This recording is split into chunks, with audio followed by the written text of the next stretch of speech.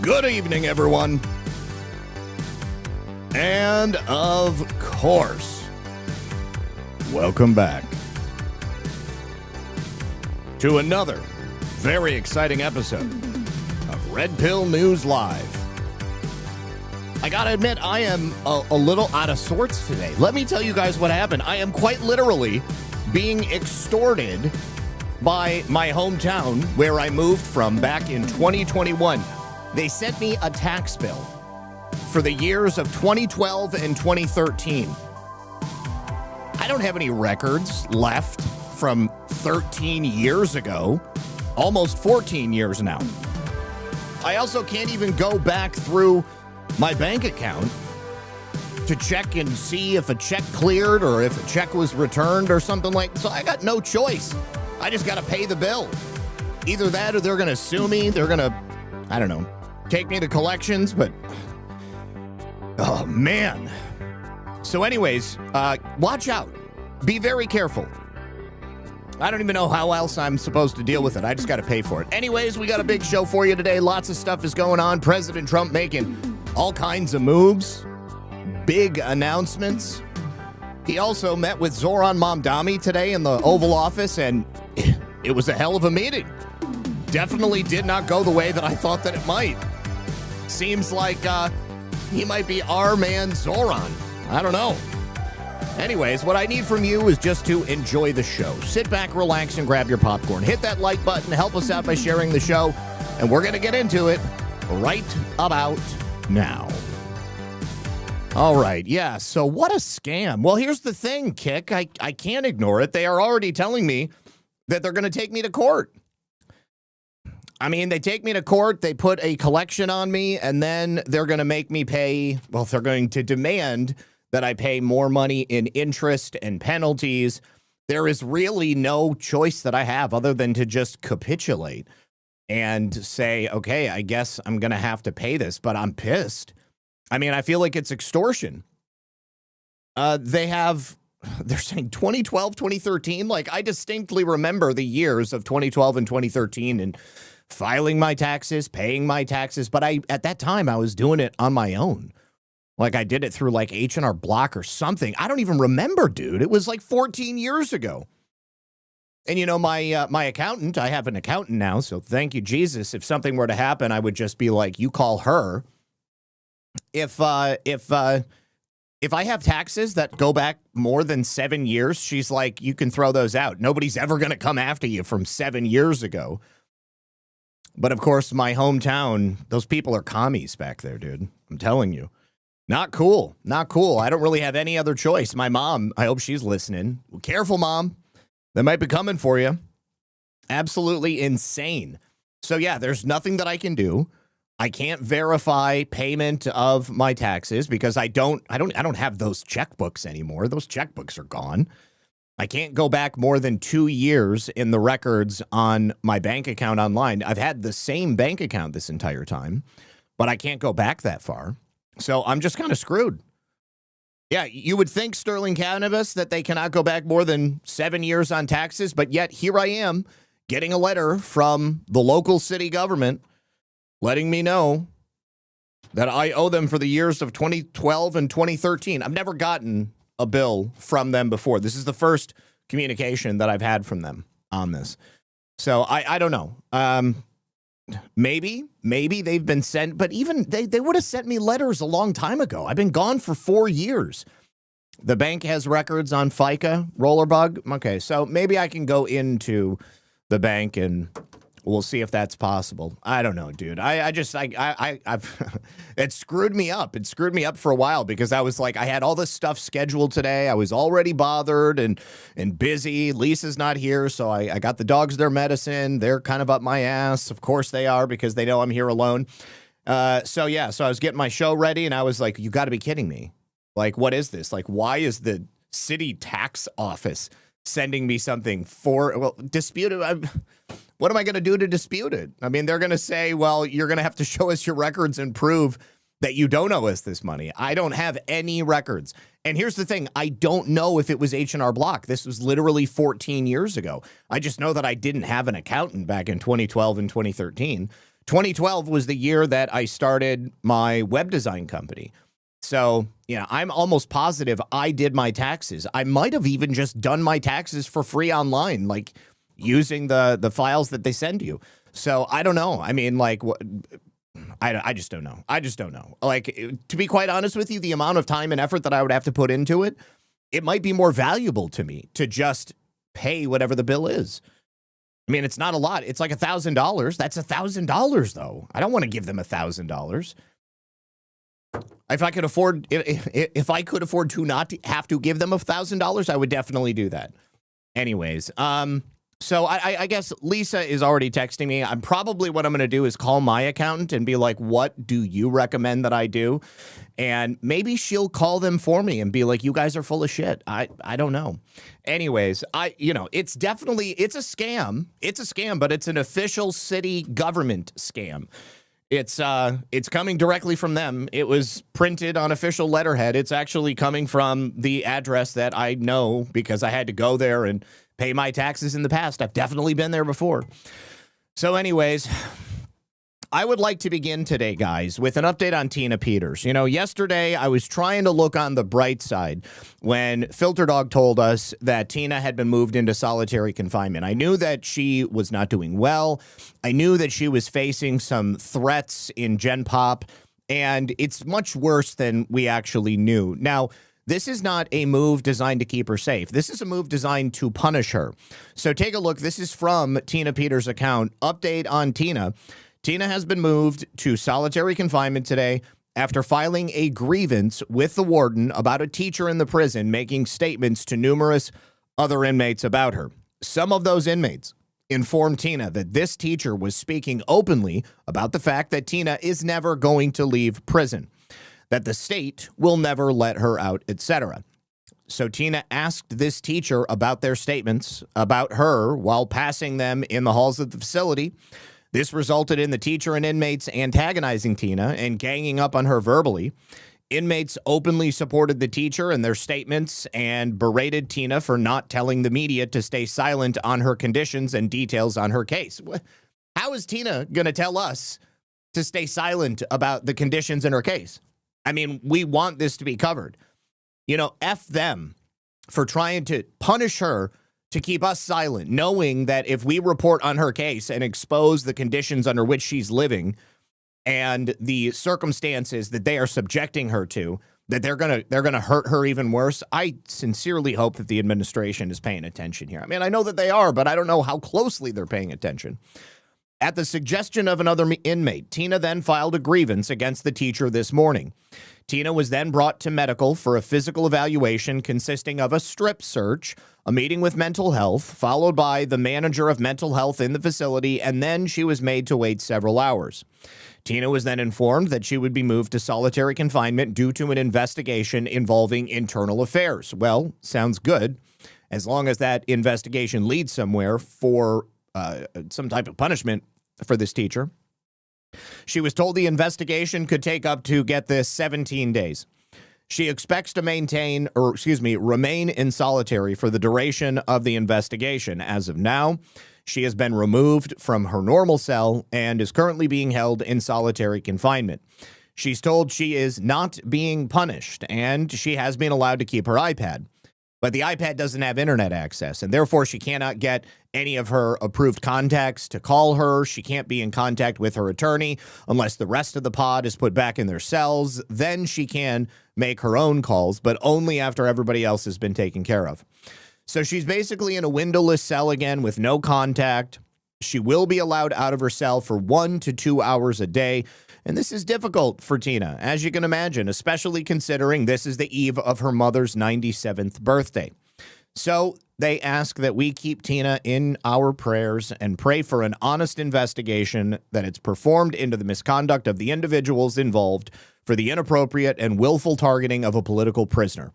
Pray that she gets to see her 97-year-old mother again soon. So if you can support Tina, she needs help. Please share her website, tinapeters.us.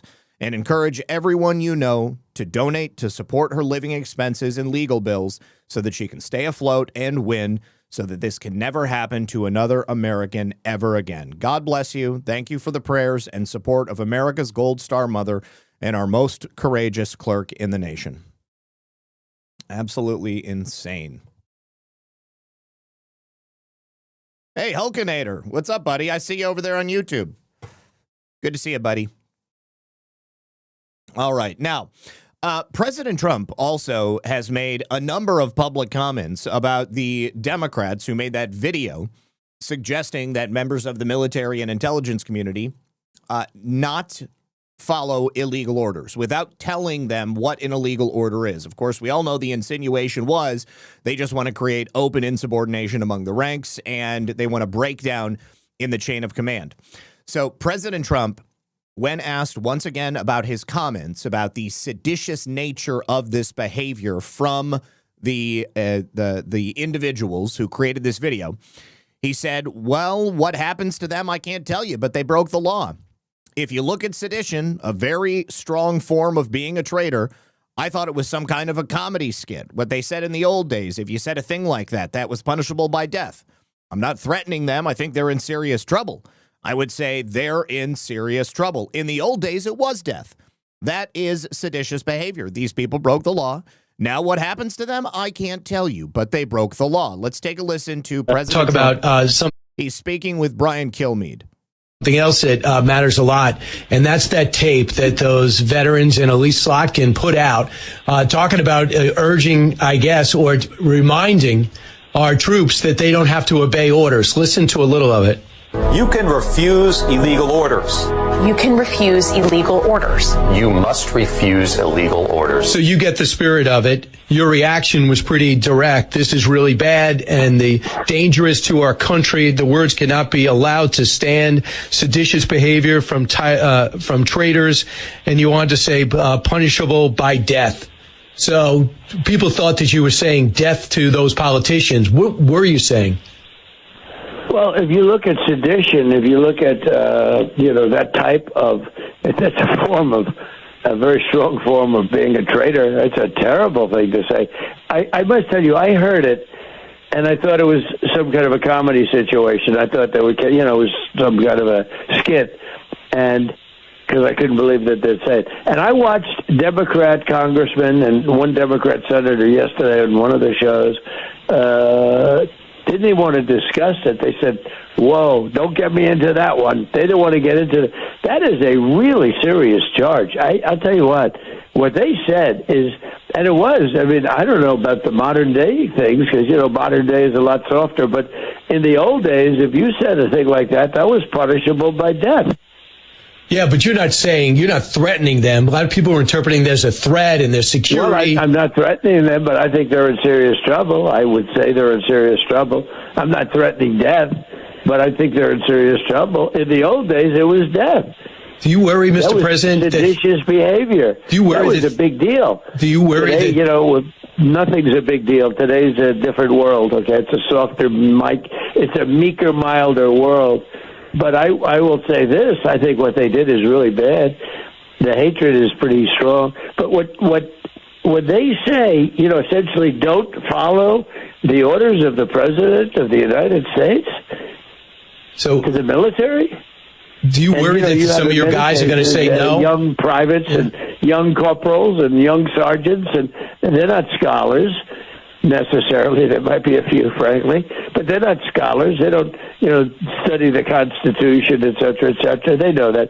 So these are bad people. These are people that, in my opinion, broke the law. Now, what happens to them, I can't tell you, but they broke the law. That is a terrible statement. I can say if I ever said that and there were a Democrat as president, all hell would have broken loose. And he's absolutely correct. If this was a group of Republican congressmen that had made a statement like this on social media, appealing to their base, suggesting a breakdown in the chain of command, it would have been all hell breaking loose.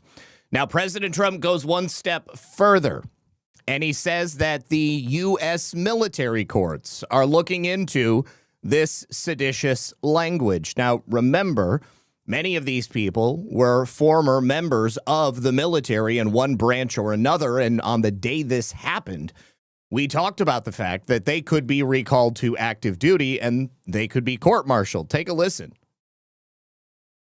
Do you worry that someone on the Gerald R. Ford will say, hey, I don't want to do this Venezuelan mission. I don't want to sit out in the ocean. I'm out. Do you worry about them saying, I don't want to go to Chicago and be in the National Guard? I'm out. Do you worry about that? No, I don't worry about anything like that because I'm a leader and they do as I say. But it certainly is not a good situation. It could happen with certain leaders. It could happen. I don't think that happened with me, but you never know. Look, that was a very terrible. That was a traitorous statement. That was a horrible thing to do. I believe they broke the law very strongly. I think it's a very serious violation of the law. Yeah. I know Todd Blanche seems to be looking into it. Your assistant deputy, or your well, deputy I think attorney. Pete Hegseth is looking into it too. I know they're looking into it militarily. I don't know for a fact, but I think the military is looking into it. The military courts. Do you worry? So go, dog, go.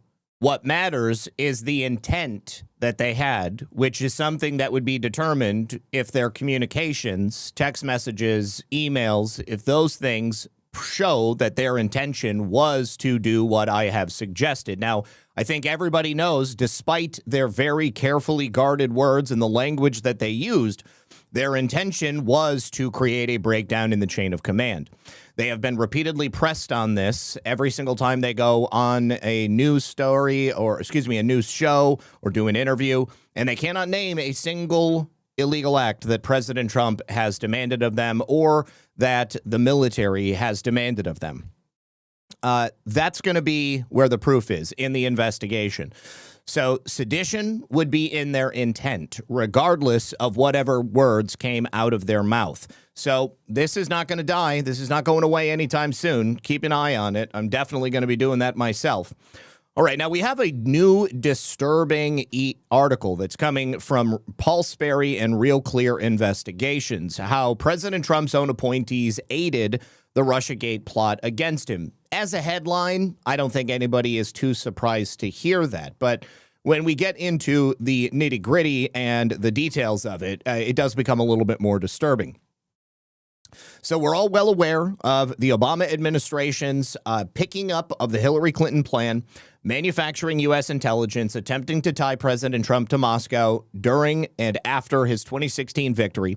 They had no idea at that time, maybe they did, that Trump's own political appointees would also help to undermine his presidency and ultimately his chances of re-election in 2020. So Real Clear Investigation has recently reviewed declassified documents, exclusive interviews with former Trump officials, and can now reveal for the first time how several specific key members of President Trump's cabinet, as well as other appointees during that first term, shrouded the previous administration's machinations and either deliberately or inadvertently misled the public into thinking the fake Russiagate intelligence was real. Again, not particularly surprising. But former special counsel John Durham is someone that Paul Sperry names, as well as former National Security Advisor John Bolton, not surprising. Former Secretary of State Mike Pompeo, also not surprising. Former CIA Director Gina Haspel, also not surprising. Each and every one of them, Paul says, dismissed or buried evidence that cast doubt on a foundational document of the Russiagate hoax, which was that ICA, the Intelligence Community Assessment that was prepared in the waning days of the Obama administration. Now, Durham is who I am most interested in because he was appointed by Attorney General Bill Barr. He actually stopped the declassification, Paul says, and release of key exculpatory evidence debunking the ICA on the eve of the 2020 election. Now, that has never been reported before. The ICA helped frame that narrative that the Obama administration and the Hillary team had tried to put together, which led to multiple espionage investigations. It was basically hounding Trump throughout the entirety of his first term. That narrative, Russian President Vladimir Putin had authorized some type of dirty tricks to help President Trump win that 2016 election. There was also a 2018 government review of that document that was chiefly prepared, as we know, by Obama's CIA Director John Brennan and his National Intelligence Director James Clapper.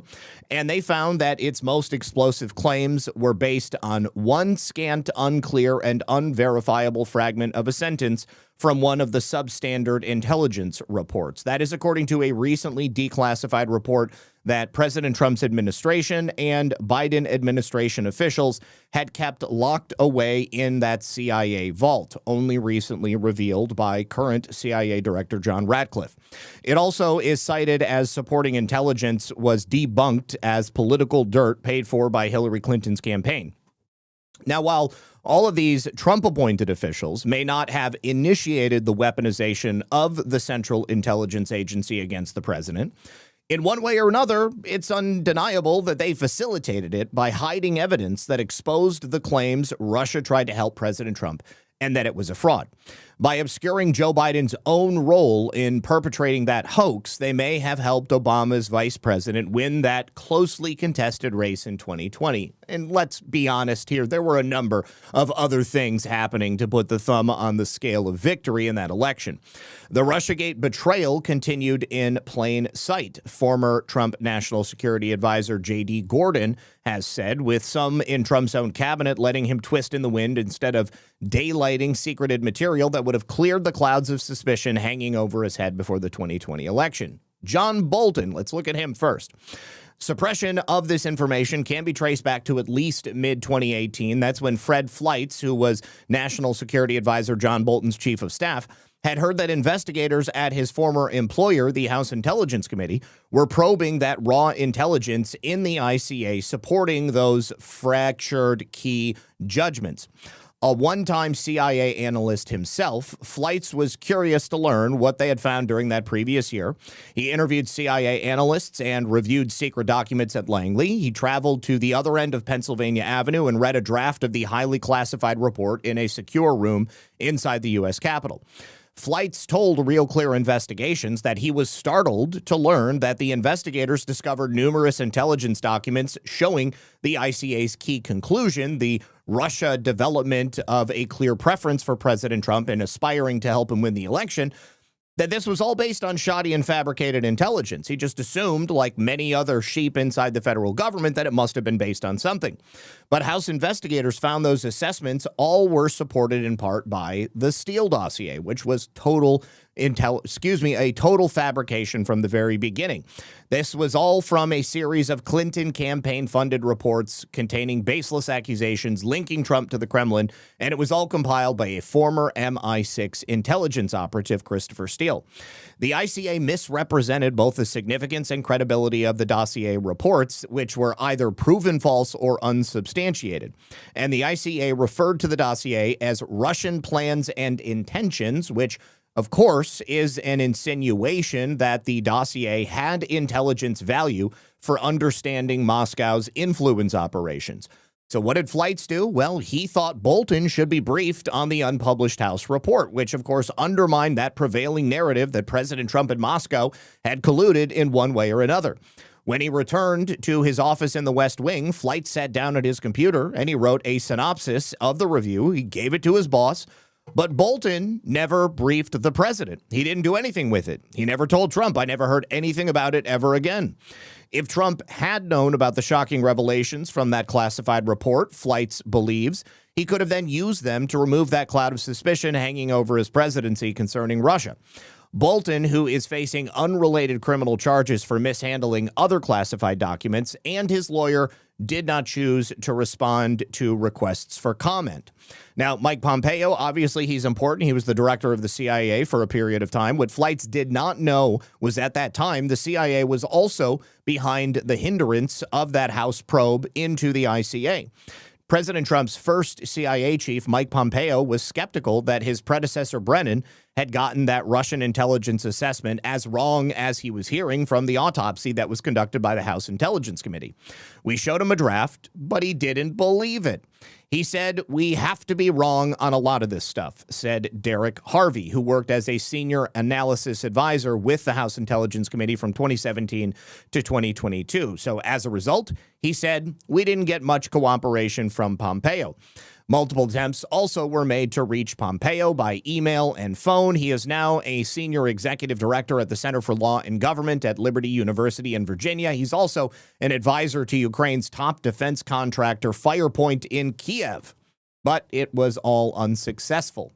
Now, Gina Haspel, Pompeo's deputy at the time, who appears to have played a much more active role in drawing a veil over the information. That should surprise no one, considering that Haspel was previously based in London at the very time that Christopher Steele was putting together the Hillary Clinton-funded dossier.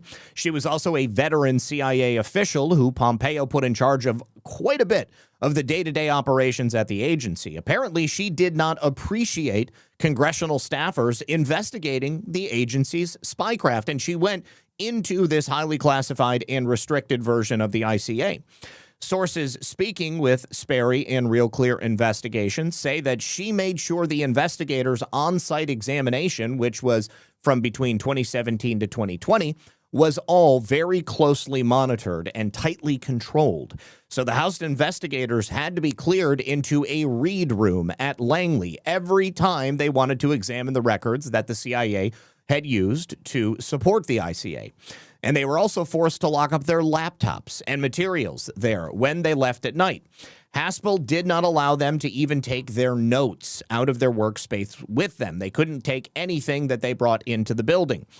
There was another House Intelligence Committee source who was very familiar with the operation and said these investigators suspected the CIA was spying on the committee's computers. That makes a lot of sense. I would expect them to do that. They reported back to then committee chairman Devin Nunes that the CIA had tampered with the computers the agency forced them to use to draft their report inside headquarters. And this was only after they were denied access to any computers in the first 4 months of their oversight investigation. Deliberate technical modifications to the CIA-issued computers made the machines unstable and unreliable. That was clearly an effort to slow down the work of the investigators, according to a committee report which documented these efforts to obstruct the probe by the CIA. Now, the report, which has now been obtained by Real Clear Investigations, also added that peculiar machine glitches caused lines of text to appear fuzzy, forcing restarts to correct and sometimes resulting in lost text or footnotes. The investigators repeatedly requested proper computers to support the review, but they were never given them. They were also denied software tools that would have allowed them to efficiently search large volumes of classified and unclassified reporting at the agency. Thousands of pages of intelligence reports relevant to the ICA were available in paper form only. The staffers had to comb through thick binders with broken rings and missing tab dividers, which also slowed progress on the audit. Pompeo and Haspel also put some pretty draconian restrictions on the access they gave them to Brennan's 5 hand-picked authors of the CIA, which initially they weren't even allowed to talk to. They were kept at arm's length. It took nearly 5 months for the committee staff to be allowed to interview the ICA authors. And the committee spokeswoman, Leslie Byers, also spoke with Real Clear Investigations. She said, just getting interviews with the ICA drafters was a massive battle with the CIA back then, which further makes the point of the extraordinary measures the CIA went through to obstruct the House Permanent Select Committee on Intelligence Staffers. Why would they obstruct if there was nothing to hide? Well, that's a question that answers itself. And in May of 2018, Trump appointed Pompeo as Secretary of State. He named Haspel as his replacement. Haspel, of course, came highly recommended for the job with the support of many intelligence community veterans, including, you guessed it, John Brennan, for whom she worked as London Chief of Staff during his Director of CIA Operations. But before her 2018 confirmation hearing, Brennan signed a joint letter with 52 other former intelligence officials expressing his strong support for Haspel and arguing that she was an outstanding choice for the position. He also assured senators she would produce unbiased intelligence. Unfortunately, that was not the case.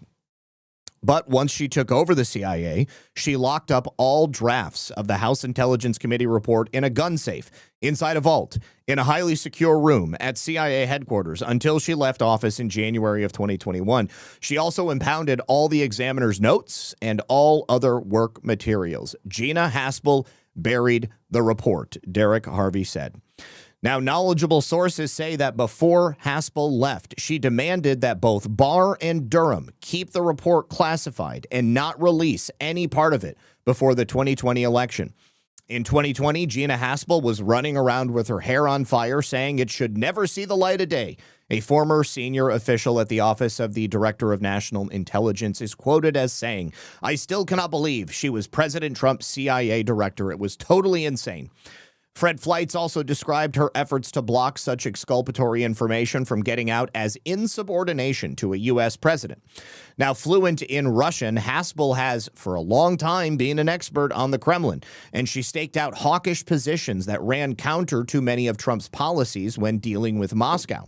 It's not clear if Haspel actually contributed to the ICA, but in 2016, when she was the CIA chief in London, she assisted Russiagate investigators, including the ever-famous Peter Strzok.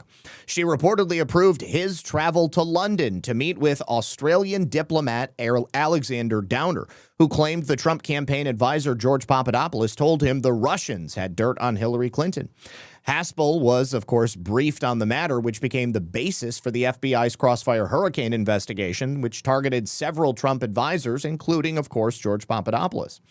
Haspel was also in London during the so-called bump ops that the FBI ran on Papadopoulos and Trump's national security advisor, Michael Flynn, where the Bureau used longtime CIA asset Steph Halper, a.k.a. Mitch, to try to catch them having possible compromising contacts with Russians. Now, in the same way that they tried to reach everybody else involved in this sad affair, multiple attempts have been tried to reach Gina Haspel by email and phone at her new job as chair of the CIA Officers Memorial Foundation in Herndon, Virginia. But of course, they were also unsuccessful. Another source familiar with Haspel's thinking said she objected to releasing the report debunking the ICA because it might reveal sensitive intelligence, though its recent release proved there was no national security interests to be harmed, including sources and methods. That's always their go-to when they don't want something embarrassing to come to light. So now finally we come to John Durham, Special Counsel John Durham. Nevertheless, as President Trump's term drew to a close, there was just that one last opportunity to expose the Obama administration's machinations. And ironically, that was forestalled by the special counsel who had been appointed to investigate the origins of the Russiagate hoax, John Durham. It was Trump's Attorney General Barr who tapped Durham, who was an old DOJ colleague and friend.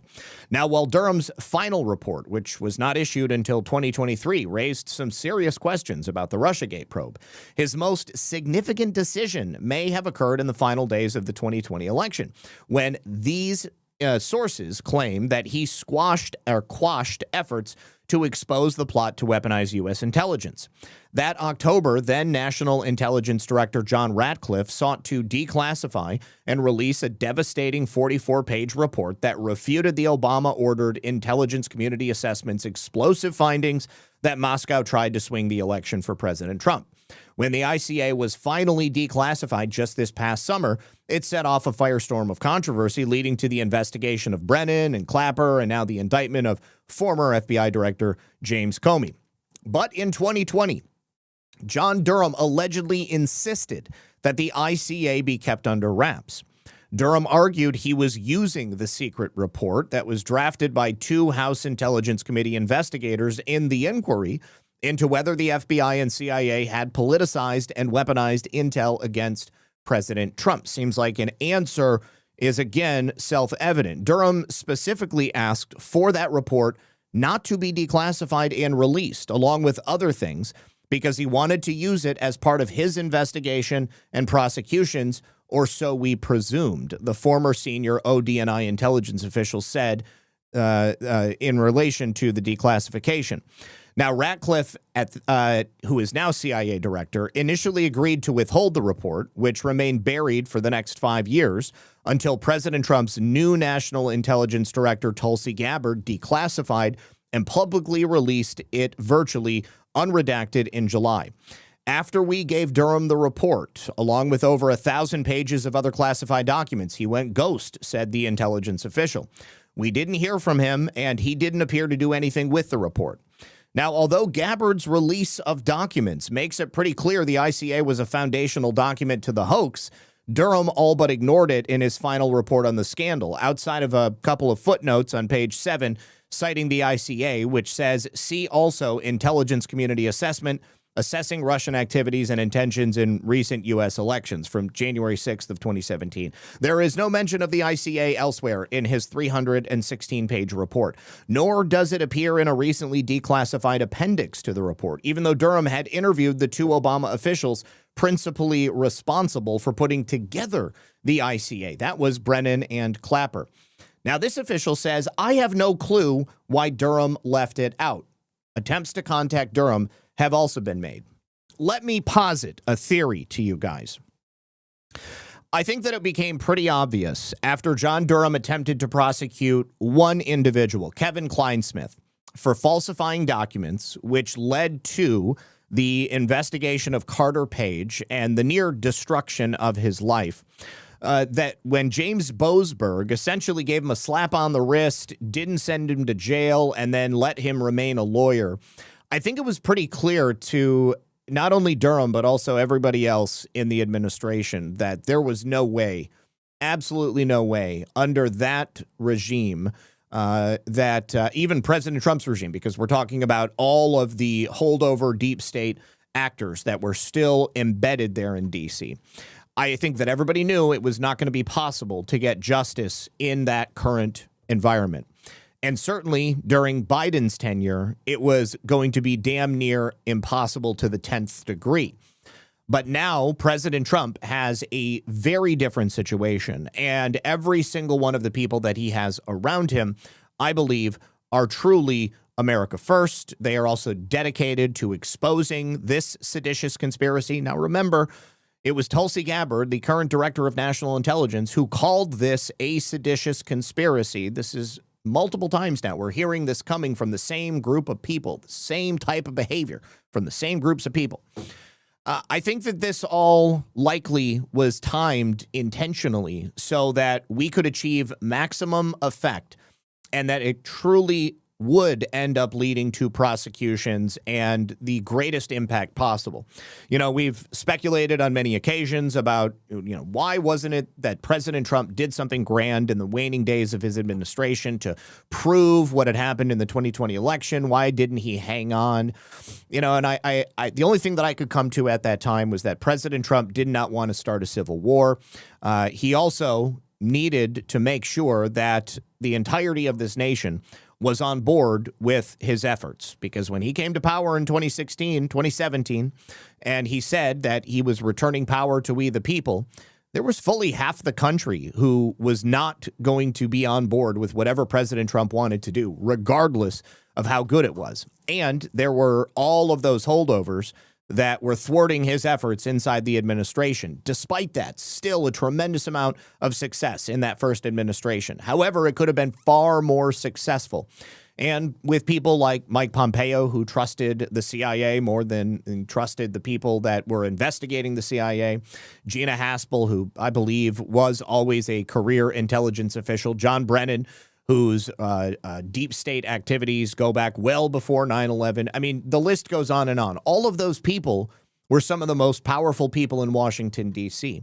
Now those people are some of the most sought after for indictments people in Washington, D.C. It's a very different environment. And the level of support that President Trump enjoys from the American people is also orders of magnitude more. So I am not yet ready to say that John Durham did something intentionally to harm President Trump because I think that John Durham and his part in this exposure op is not yet over, and more information is yet to come out. I truly do believe that. So we'll go ahead and watch this as we continue. But if there's any lessons that we can learn from this, it's that this type of behavior can never happen again.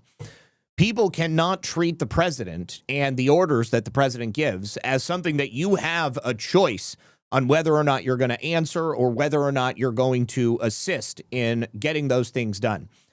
We elected President Trump both in 2016 and again in 2020 and again in 2024.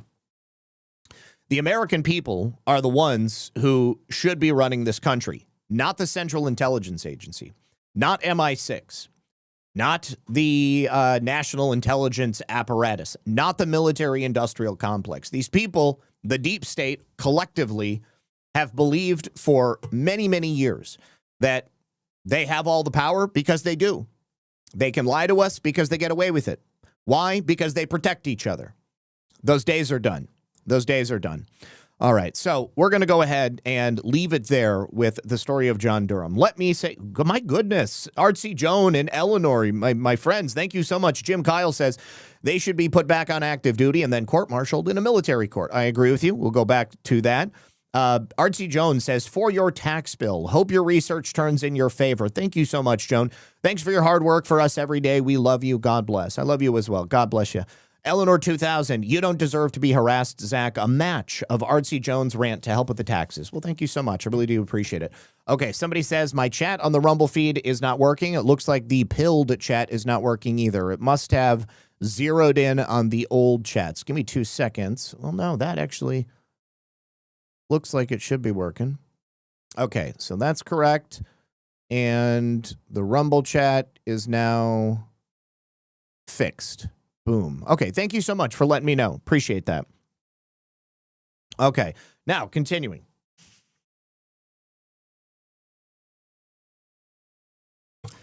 Jim Jordan also just learned that along with all of his colleagues that were spied on, and of course President Trump and the people in his orbit, Jim Jordan himself was also spied on.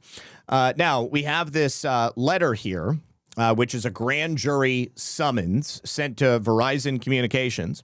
And it is for all of the relevant communications, voicemail, text messaging, email data that Jim Jordan would have sent. They want everything beginning from January 1st of 2020 to the present, which was sometime in the future, a couple of years in the future. Now, here, of course, is the order. This would have been at the exact same time as all those others summons were sent out.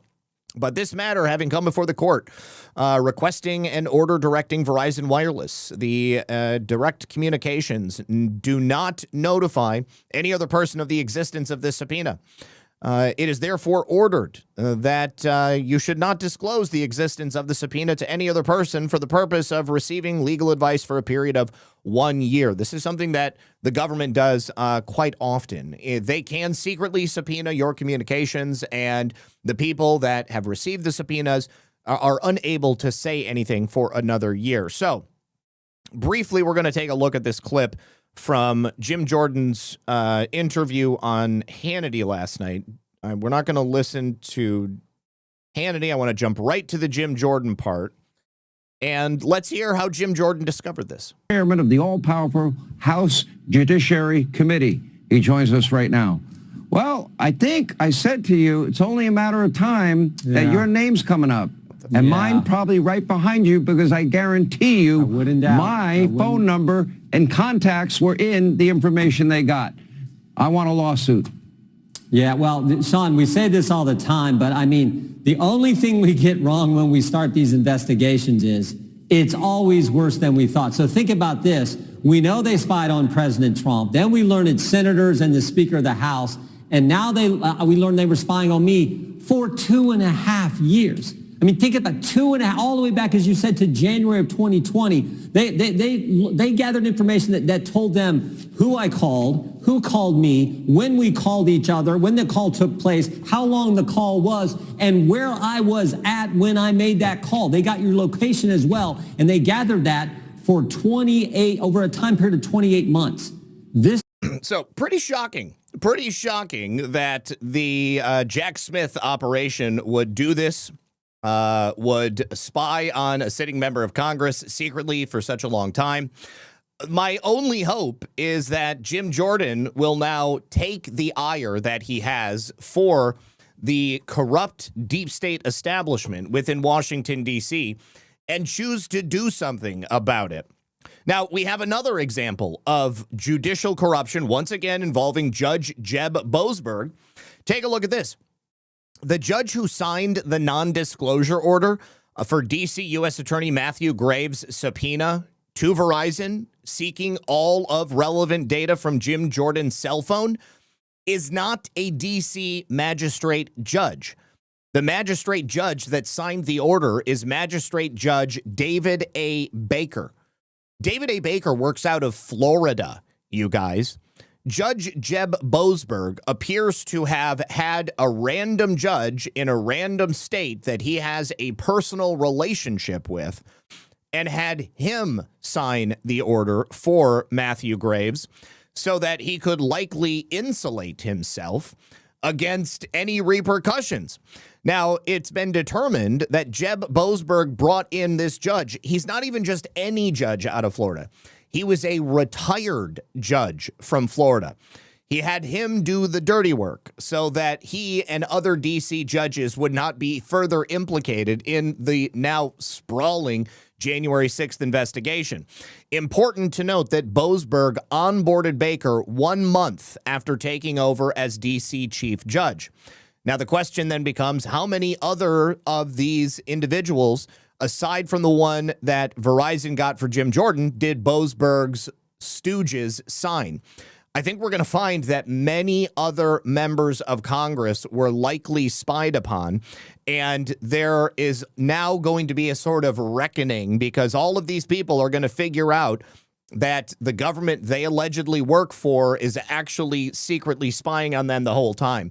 I mean, it's been said that Arctic frost, Arctic haze, far bigger than Watergate. Watergate was basically a nothing burger in comparison to this, but it just keeps getting bigger. So another question for Judge Boasberg. Why did he onboard a formerly retired magistrate judge from Florida to deal with criminal investigations in D.C. for the time period that just happened to coincide with the Jack Smith preparing January 6 indictments against President Trump, handed down in August of 2023. After all, it's not like the D.C. circuit is lacking in judges.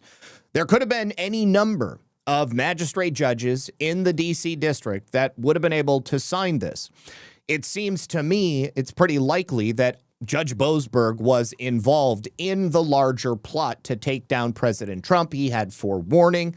He knew that Jack Smith was going to be bringing these indictments. And he also knew that they needed to keep it all as far away from Washington, D.C. as possible. Can a retired judge do that? Yes, because they did. Yep. All they have to do is just come out of retirement for a brief period of time and be officially recognized as joining in on the fun. So right here, you can see the filing, which puts him onto that court April 20th of 2023. Now, again, there were plenty of judges at this time. This is before the actual indictments were handed down. Judge Boasberg knew he was going to need a little bit of extra coverage, and so he got in contact with his old friend. All right, now, let's see. Yes. Thank you very much, Debbie. Yes, I never left. I was always on other platforms because I got banned in October 15th of 2020.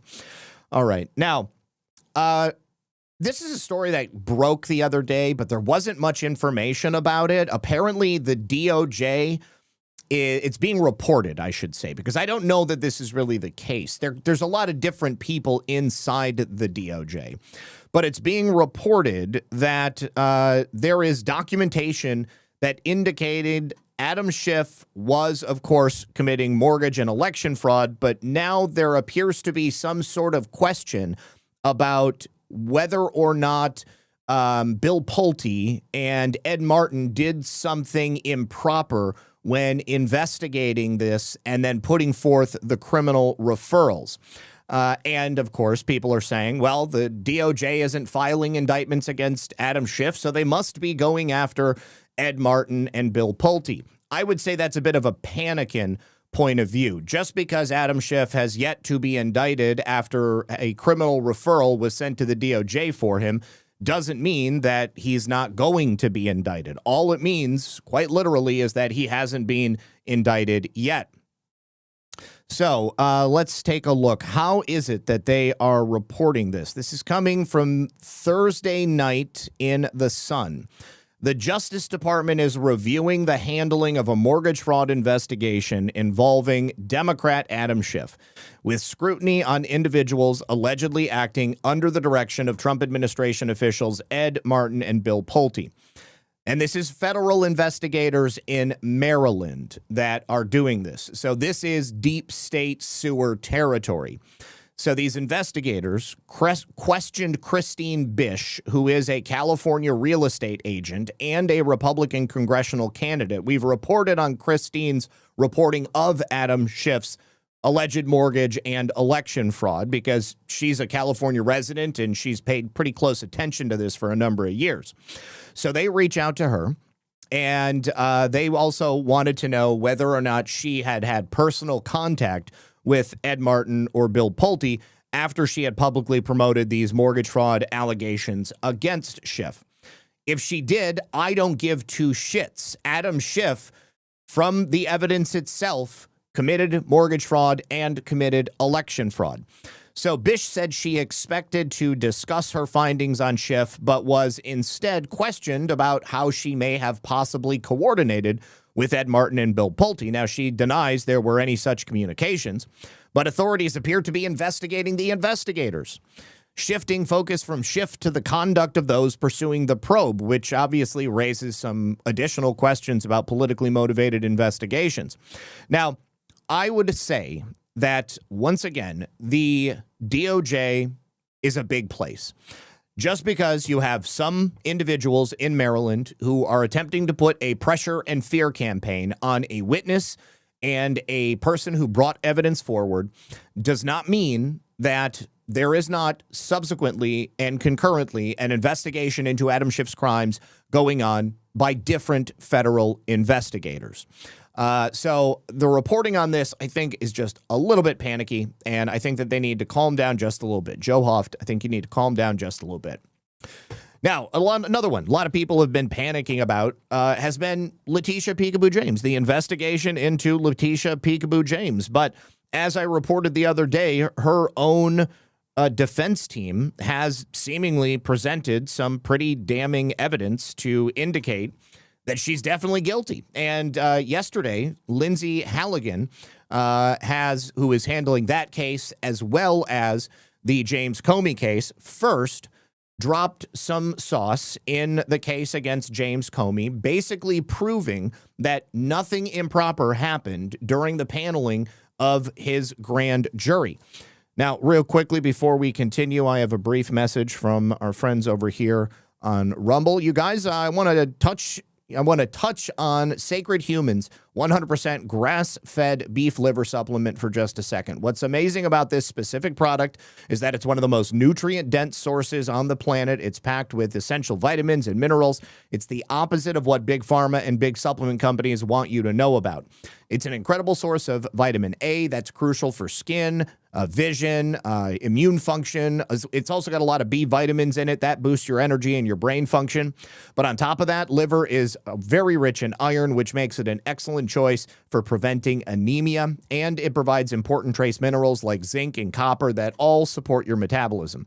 So in short, consuming beef liver regularly can actually help improve your energy levels, enhance detoxification, and promote overall vitality. Also, beef liver is one of the most bioavailable sources of essential nutrients because it contains vitamins and minerals in forms that the body can easily absorb and utilize, a lot more so than trying to absorb those nutrients you get through eating greens or taking a synthetic multivitamin, which a lot of times your body is just going to flush out those nutrients. And because your body is able to retain these vitamins and minerals that much better, people tend to experience a natural energy boost, which seems to have everybody loving and raving about the product after they use it for a few weeks. You can go to sacredhumanhealth.com and you'll get 10% off. You can use that QR code right there. Thank you very much to them. And thank you very much to Rumble. Let me also say thank you so much to Barb Rocks, who says, joining Joan and Eleanor. Fight this, Zach. Thank you so much. I will. Forsaken Angel says, Zach Tax Fund. The man will take half. Sorry for that taxes theft. Free Tina. More foghorn leghorns, Southern Zach. All righty, then. We'll go ahead and do that one for you, Forsaken Angel. Thank you so much, all of you, for joining me today.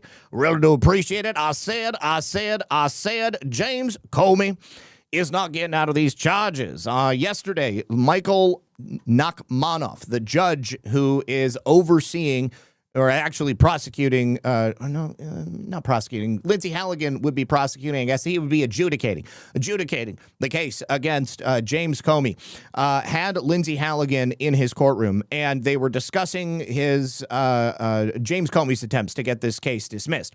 Now, this was a hearing about vindictive prosecution, and towards the end of that hearing, Judge Nachmanoff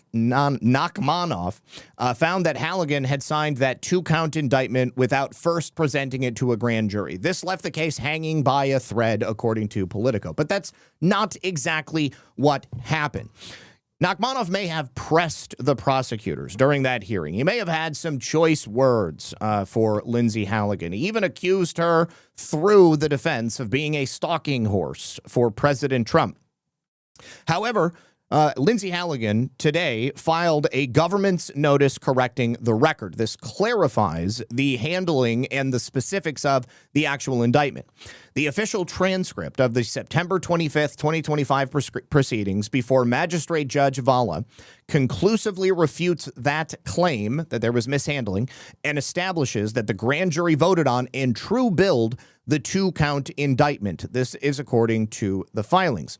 The filing shows that the court asked, so you voted on the count on the one that has the 2 counts, to which the foreperson replied, yes. And the foreperson went on to explain the 3 counts should just be 1 count. It was the very first count that we did not agree on, and the count 2 and 3 were then put into a different package, which we agreed on. So this is the grand jury itself confirming exactly what Lindsay Halligan and the prosecution team had already said. So the court recognized under the judge that was overseeing the grand jury that the 2-count true bill is the valid operative indictment after it was determined that the grand jury could agree on only 2 of the 3 counts presented. So this new filing from Lindsay Halligan completely eliminates any doubt from the record that the foreperson confirmed the vote. The court acknowledged the vote. The court docketed the 2-count true bill as the operative indictment, and only count 1 lacked concurrence between the 2 sets of indictments that were presented to the grand jury. Counts 2 and 3 were true billed by at least 12 jurors. So Tyler Lemons is prosecuting the case along with Lindsay Halligan. He argued on behalf of the DOJ, and he said that the indictments were identical and that the second one was created as soon as the grand jury proceedings concluded and merely excised the 1 count that the grand jury rejected. So hopefully this is going to put to rest any hope that Jim Comey has of having this case dismissed, and Judge Michael Nachmanoff will no longer have to play defense for Jim Comey. Now, the argument seems to be that you do not need to re-present your case to a grand jury if they voted only on a portion of the indictment, if you don't change the substance of the indictment without that charge that was voted against. This is from established history and precedent that is well established in legal circles. I am not a lawyer, but Judge Michael Nachmanoff ought to know because he has been a judge for some time. So they had the exact same sets of charges on the two. There was just one charge that was removed after the jury couldn't come to an agreement on it. They presented it once again in its new form because the evidence had already been shown to the jury. There was no need to show it again. So during that hearing, it was reported, as I said earlier, that Nachmanoff asked Comey's lawyer, Michael Dreeben, if Halligan was a puppet or a stalking horse who was doing Trump's bidding. It was interesting because Dreeben could have latched onto that, but even he said that he believed, no, I wouldn't use those words, but he does believe Halligan was operating at the behest of the president, but he would not characterize it in the way that the judge did. That seems to me to be the kind of thing that should get a judge disqualified from the case. It shows that there is a level of perhaps insult that is being given to the Department of Justice. That is from the Judicial Code of Conduct, something that would fall under Canon 1 because judges are required to avoid impropriety, but more importantly, the appearance of impropriety. They should never engage in undignified or discourteous conduct.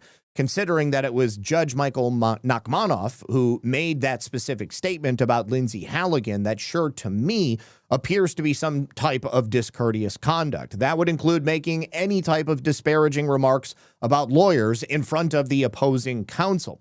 The judge is also required to adhere to Canon 2, which is that a judge shall perform the duties of the judicial office impartially, competently, and diligently. Now, if all judges were held to this standard as they are meant to be, I would say probably many of them would no longer be sitting on the bench. So now the Department of Justice could potentially issue a formal complaint regarding the conduct that has now been well established and reported because of the things that Judge Michael Nachmanoff said.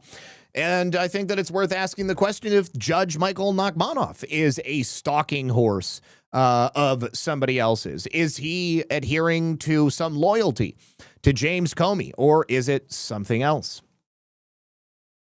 John Glock says, good afternoon. Last night I tuned in to Pete Santilli, and he said Jack Smith may have delivered the key to a federal pardon for Tina Peters.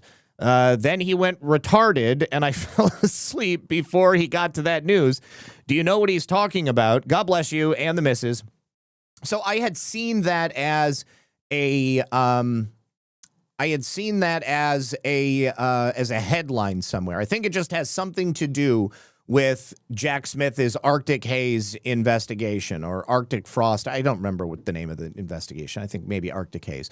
But the Arctic investigation had something to do with that. But whatever it is, we'll see. I mean, for the time being, that case is a state case. So, unless President Trump goes with the same type of rationale that he used to write those pardons for the alternate electors, that could be it. I actually said at the time, considering that Tina Peters was seeking to preserve federal election records, then President Trump could pardon her for that. But the problem becomes she was not convicted of anything related to the election per se. She was convicted of identity theft, which is so ridiculous. So I don't necessarily think that Jack Smith has really done anything that will necessarily set Tina Peters free, which is really too bad. Now, here is where we get to Leticia Peekaboo James. Leticia Peekaboo James, last night, the U.S. Attorney for the Eastern District of Virginia, our gal Lindsay Halligan, revealed to everyone a ton of new evidence in the alleged mortgage fraud case. Now, these exhibits are damning, Mike Davis said, and they showed us that she lied to the lending bank, to the IRS, and to the homeowners insurer. Let's take a deeper dive. Here we have Exhibit 4 in Lindsay Halligan's filing. This is Leticia James's affidavit of occupancy, where she swore under oath that she would be using the Norfolk, Virginia property she bought as a second home. This was false because she never lived in the property. We all know this. We've talked about this on many occasions, but you actually have the document that Leticia James signed and attested to under penalty of perjury. And she could have had the option of selecting an investment property, which is, of course, what it actually was, because she never planned to live in it as a second home. She never moved a single thing in. So she lied right here on her affidavit of occupancy. Going a little bit deeper, in her homeowner's insurance application, I love this, James claimed that the Norfolk house was unoccupied 5 months out of the year. Well, guess what? That was a lie. The house was occupied year-round by Leticia James's hood rat niece. You can see here she says it's unoccupied February, April, July, September, and November. That, my friends, was a lie. In another insurance application, Leticia James claimed that the Norfolk house was occupied by a single adult with no children. Well, the only problem is that her house was actually being occupied by 4 people. That would be her niece and her 3 baby daddies. The 3, well, not her baby daddies, the baby daddy babies. The 3 children that she lived with at her home. And you can see here, children in the household, none. Occupant, Leticia James, not Leticia James's niece. Date applicant moved into the property was October of 2020. That didn't happen either. All right, Leticia James knew all of these claims were false when she made them. In the tweet above, James claimed to have moved into the property in October of 2020, but it was September of 2020 when Leticia James's niece, who James was collecting rent from, registered utilities in the niece's name. And she also claimed the property as an investment property on her taxes after she had claimed it as a second home on her mortgage application. That is clear fraud. You can see here in the announcement, defendant's actions show she knew the Perone residence was not a second residence, but rather an investment property. Defendant stayed in hotels during visits to Norfolk, despite representing that the Perone residence was her second residence. This is because the home was not treated as her secondary home at all. In fact, defendant James purchased the Perone residence for a relative for whom she collected rent while enjoying the financial benefits of a lower mortgage rate. In September of 2020, defendant's relative registered several utilities in her own name. Furthermore, in October of 2020, the relative attempted to use the Perone address to register to vote. In official filings, defendant at least twice stated the Perone residence was actually an investment property, but she never took steps to amend the material falsehoods on her mortgage documents. She represented the Perone residence was an investment property in her income taxes, taking deductions consistent with investment property, not a secondary residence. These deductions demonstrate that defendant never occupied nor intended to occupy the Perone residence as the mortgage terms required. Defendant continued taking the investment property deductions for several years until in 2024, she told her accountant, "I do not want to take the deduction. It looks suspicious, and I need to do everything according to the tax code."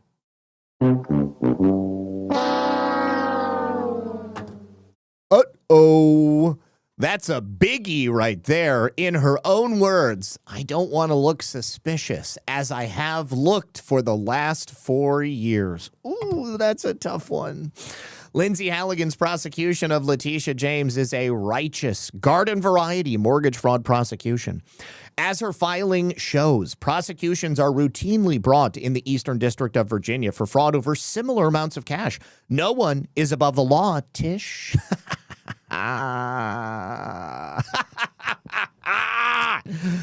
We got him, boys. We got him. We got him. Oh, God, Sir Strumming. Who is talking about Sir Strumming in the chat? Rotten fish. Have you guys ever had Sir Strumming? It's an acquired taste. It's an acquired taste. Well, we go even deeper because Sam Antar has yet written another lengthy post. Because as I told you the other day, Sam Antar has been named by Congressman Garcia of California, Robert Garcia, as a right-wing blogger who essentially put together this fake case against Leticia James, and then he handed it off to the DOJ, and that's the only reason that this investigation, or rather the prosecution, is happening. But as we've repeatedly showed by both evidence presented by the defense and the prosecution, it's ample. The evidence is ample. It shows you that Leticia James not only was well aware of the fraud she was committing, not only against the bank, the insurance company, the federal government, across the board. Leticia James is a criminal. She's an attorney general who ought to know better.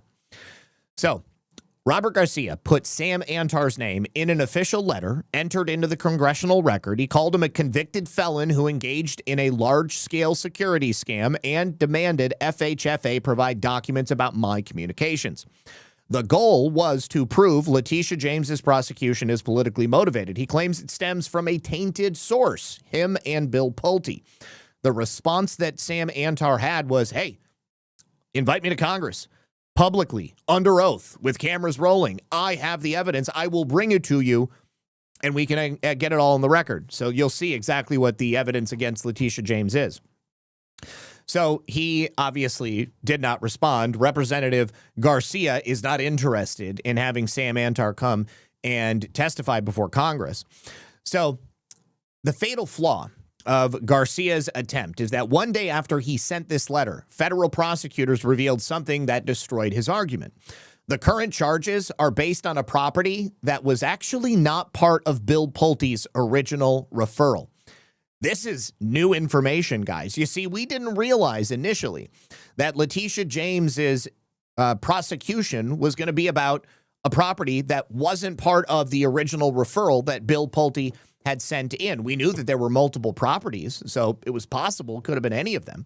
But bringing it in the Eastern District of Virginia, right there, we know, obviously, it's got to be that property, but there were two of them in Virginia. So here's what actually happened. February to March of 2025, I published investigations documenting fraud on multiple properties, including Perone Street, Sterling Street, Brooklyn, and Queens. April of 2025, Bill Pulte's criminal referral to the DOJ focused on Sterling Street and Brooklyn, but not Perone.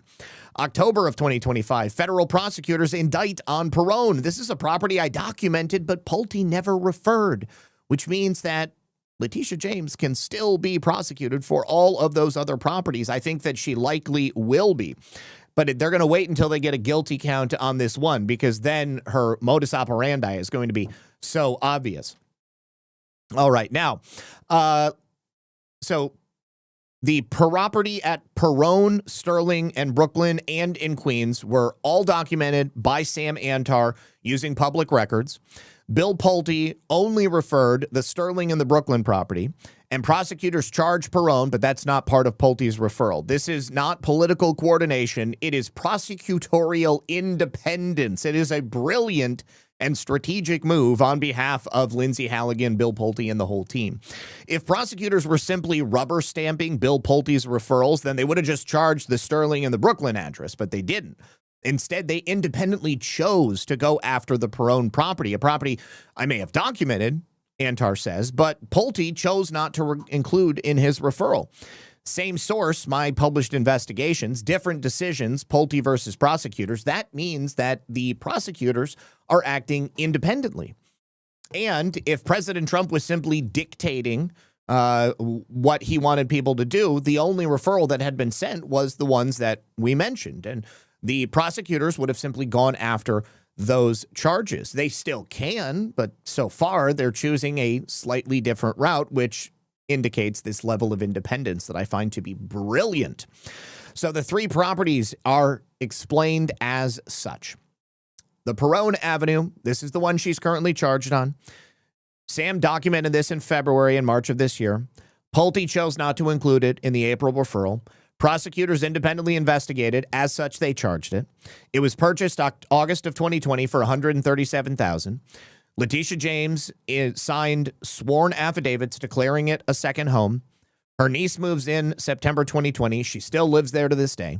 The tax returns showed 0 personal use days. She also reported 2 phantom mortgages that don't exist, and she concealed an actual $109,600 mortgage from all of the disclosures, and she sent that text in March of 2024.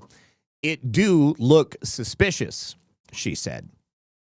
Then there's the Sterling Street property. That was in the Bill Pulte referral, but is not yet charged. This was documented by Antar in April. Pulte included it in that referral in April. There is, again, no charge. In August of 2023, Leticia James says, this will not be my primary residence. And then just 15 days later, she said, I intend to occupy as my primary residence. Well, those two things cannot both be true at the same time.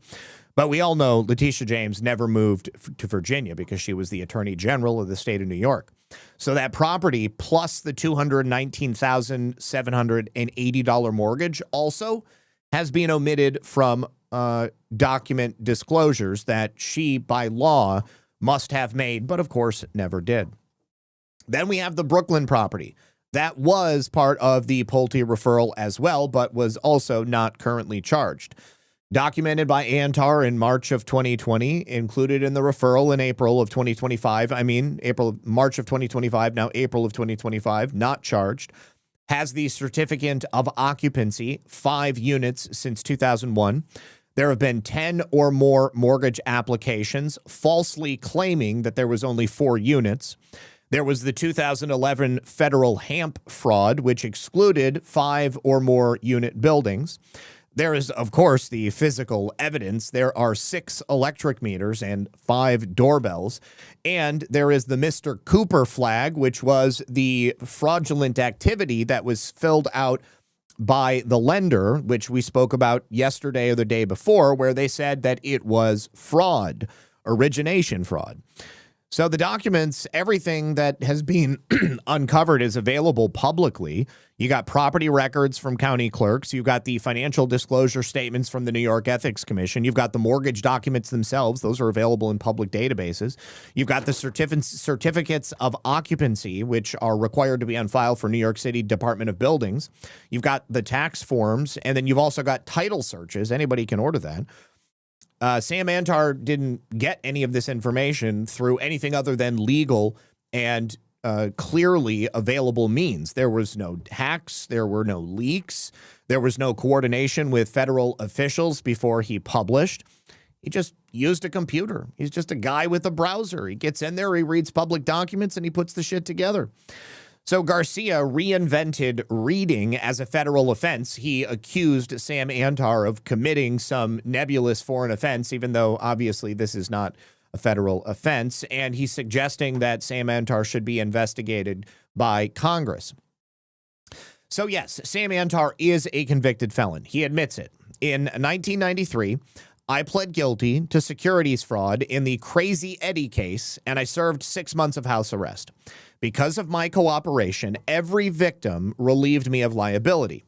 And for 31 years since, I have worked with federal prosecutors, the FBI, the SEC, the IRS, state auditors, law firms, and fraud examination organizations. I know fraud patterns the way surgeons know anatomy from the inside.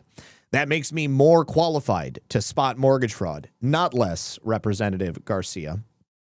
So I don't think that Representative Garcia is going to have Sam Antar come in and testify. But somebody might have Sam Antar come in and testify, because if anybody knows their stuff on this, my friends, it's him.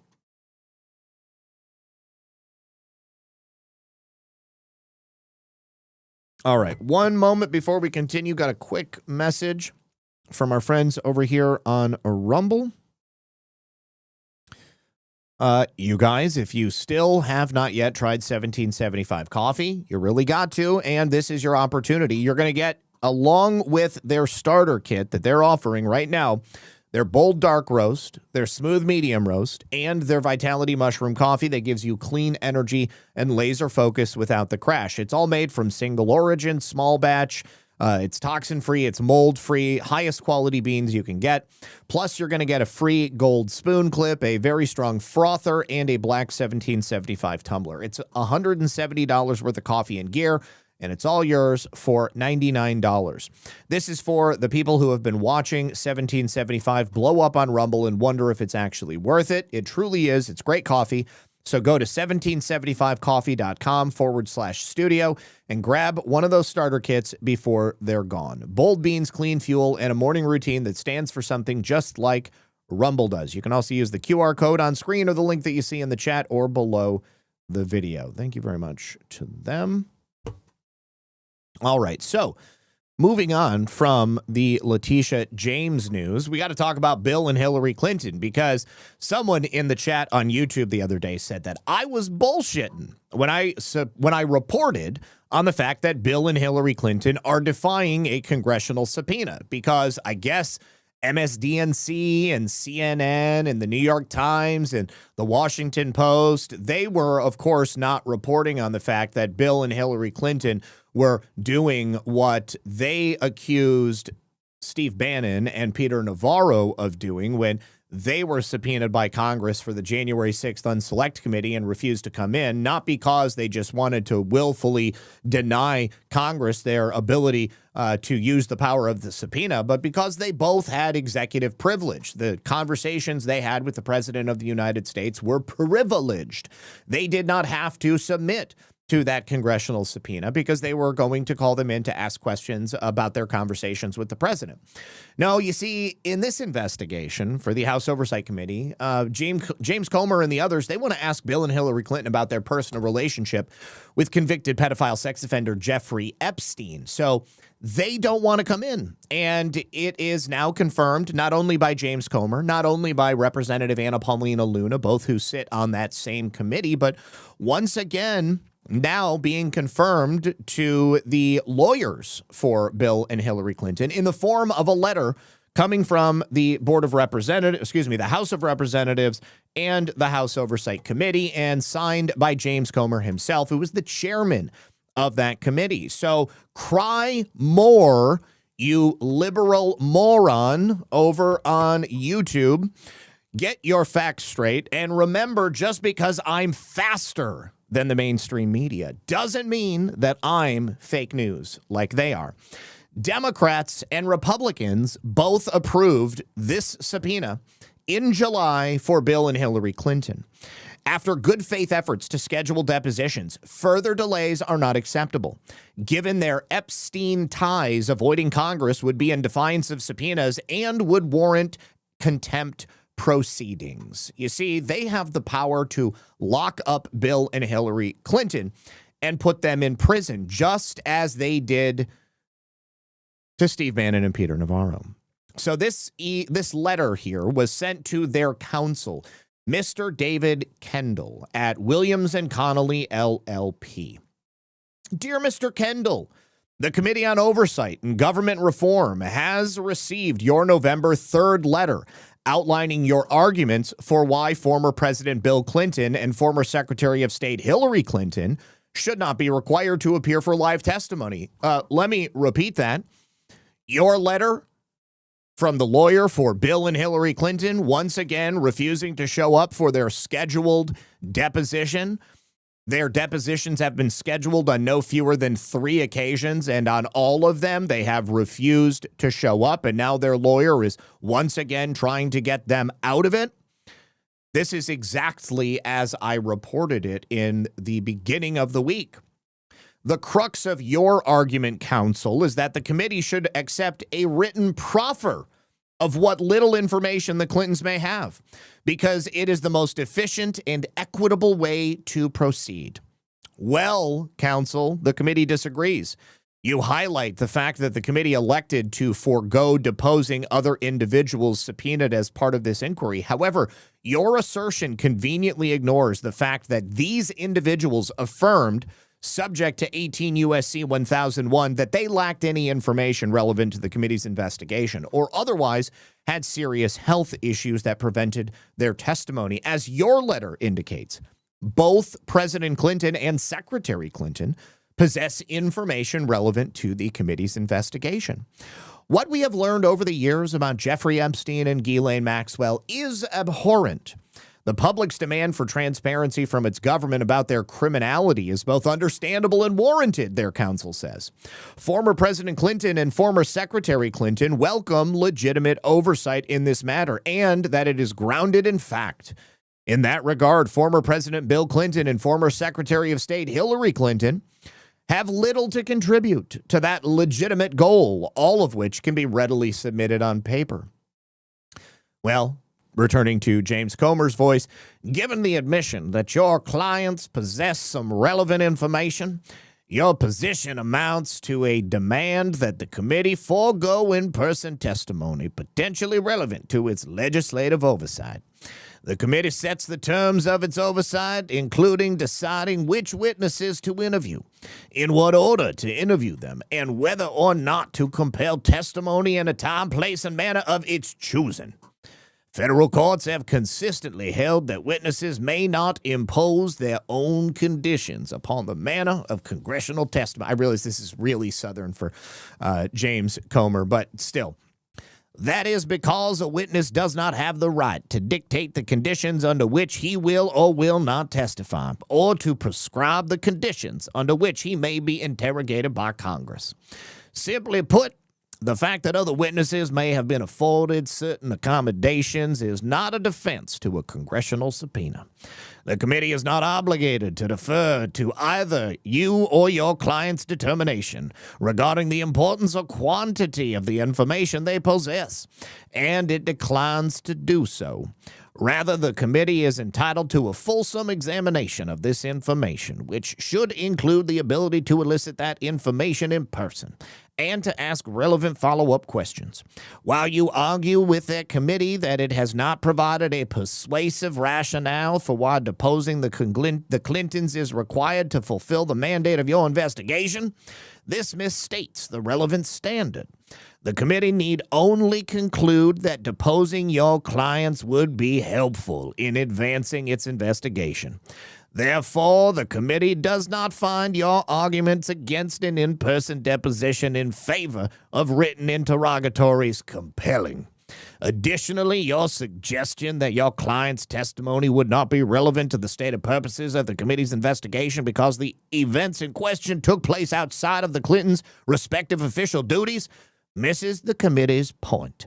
It is precisely the fact President Clinton and Secretary Clinton each maintained relationships with Mr. Epstein and Miss Maxwell in their personal capacities as private citizens that is of interest to the committee. Bring it on, Mr. David Kendall.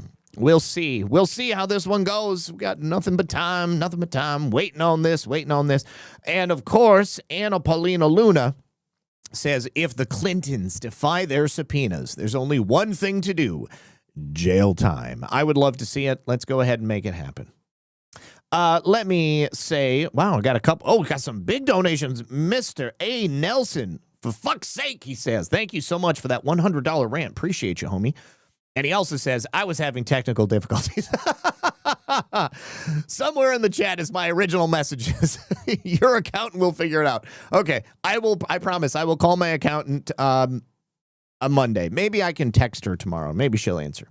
Thank you for that, though. I appreciate it. Consider this an early Christmas gift. You will not need it for taxes. Your accountant will figure it out. There are a lot of notices that appear legal, but then they turn out to be bogus. Okay, you're a scholar and a gentleman. Thank you so much.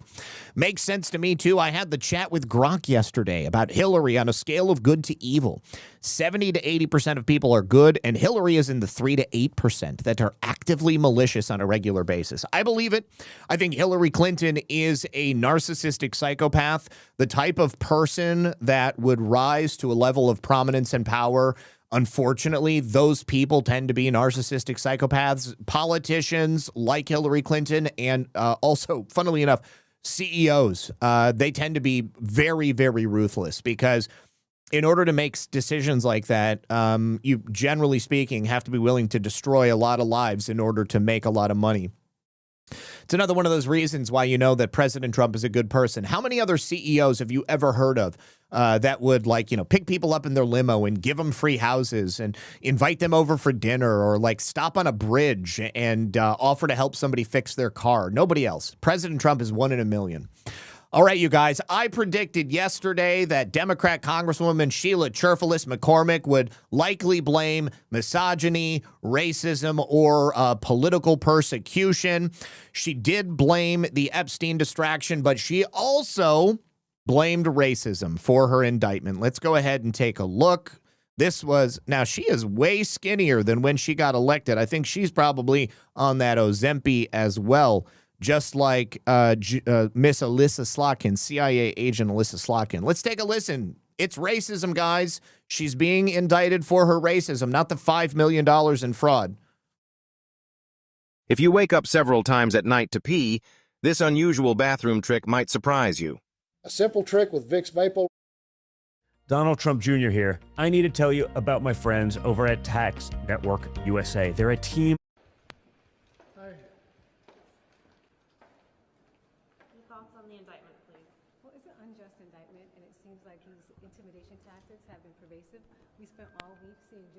God, her microphone could not be more quiet. Hold on. C-SPAN is a garbage network. How, after 70 years of broadcasting, have they not figured out to bring a boom mic or even like a lapel mic? Jeez, oh, Pete's. Hold on just a second. We got to turn this way up. Let's go to 5.5. Come on, mother.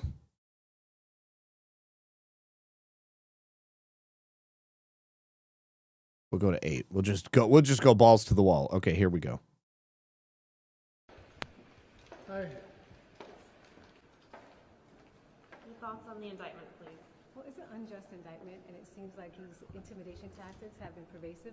We spent all week seeing different members getting censured, all in hopes of intimidating and kind of distracting from the Epstein files. And I look forward to my... No. Those were genuine ethics questions. Nothing... No. So I can prove myself and actually state the truth. But if this is what Congress is becoming, where they're always trying to intimidate you, scare tactics, especially attacking minorities, black and brown people. Ah, there it is. Racism, guys. It's $5 million. If I take $5 million, it's got to be because I'm black. That's the only reason they're coming after me. It's a shame. We're going to have to keep fighting for the district, and everybody has been giving me so much support, and we're going to keep fighting until the district gets what it needs, which is fair prices, housing, and fair representation in Congress. So thank you so much. You've been there 4 years, Chickie. What have you done? What's your response to the calls from some of your colleagues to step down or resign? They didn't elect me. It was my district, and so we'll keep fighting for the people and keep working like we're doing now until they get what they need. So we're here for the people. So the only people who elected me should make that decision. Thank you so much. Thank you. I'd love to hear from some of her constituents. Personally, if she was my representative and she stole $5 million, I mean, here's the thing. They've got the money. They know that she didn't have the employees. They know that the money was donated to her campaign through straw donors. I mean, this is such a clear-cut case. There is so much evidence. They've got the accounts. I think she said that she inadvertently dropped $5 million into the account. That was part of her rationale as to why this happened. I don't know. But yeah, it's a racial attack, guys. It's a racial attack. All right. Well, maybe this is a racial attack as well. You guys know I've spoken about it on many occasions. The Feeding Our Future fraud, where they were taking COVID money to feed disadvantaged children in these predominantly Somali areas in Minneapolis. But what they were actually doing was not feeding children and then taking that money and then buying Bentleys and Louis Vuitton purses and multi-million-dollar homes and property in other nations. Anyways, a 77th person has just been charged in this fraud scheme. His name is Usam Kamara. He allegedly stole $1 million in taxpayer cash. He bought a store with the money, and he paid also a $90,000 bribe to an employee who approved the funds. That employee fled to, guess where? Somalia. The politicians who enabled this, I think, should be charged too. I agree with Johnny here. Let's take a listen. Usman Kamara is the 77th person charged in the massive $300 million Feeding Our Future fraud case. According to the indictment, during the COVID-19 pandemic, he served more than 300,000 meals to children. He's a saint. Saint Usman. He fed, allegedly, more than 300,000 children. Didn't feed a damn one. Meals to children out of his small grocery store in North Minneapolis. Federal prosecutors say Kay's Dollar Grocery and Deli, also called Kay's African Market, had already been disqualified from participating in SNAP because of suspected fraud. Now, a grand jury indictment charges him with stealing about $1 million meant to feed hungry children. The owner is also charged with wire fraud for allegedly using more than $200,000 of the fraud money to buy the building where his store is located. If I own this building and I want to be here for the next 20, 30 years, nobody can kick me out. It's mine. NPR News interviewed Kamara in 2020 after he defended his store from rioters after the murder of George Floyd. Now, since he allegedly purchased the building with fraud money, the indictment says it's subject to forfeiture, so the feds can recoup some of the funds. However, past cases have indicated that other money referenced in the indictment, including a $90,000 wire transfer to Hong Kong, alleged bribes paid to a Feeding Our Future employee, and funds spent to pay off Kamara's credit cards, is likely gone. So the Feeding Our Future worker who Kamara allegedly paid $87,000 in bribes is charged, but that person fled to Somalia before the very first indictments came down. See, as you can see, the more you around, the more you're going to find out.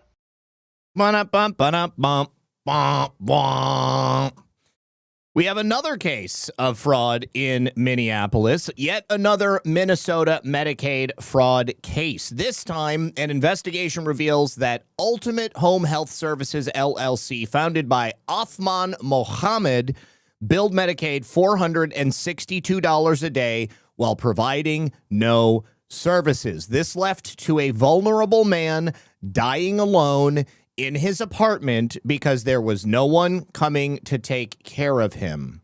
This one is really heartbreaking.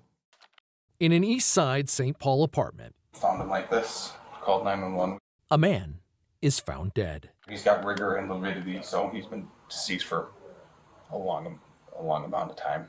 Across town, a phone rang with a call no parent ever wants. To inform me that my son was deceased. And my first thought was, no, and start crying. Mickey Klemmer's son, 39-year-old Rick Klemmer, died of what the medical examiner ruled natural causes, an enlarged heart.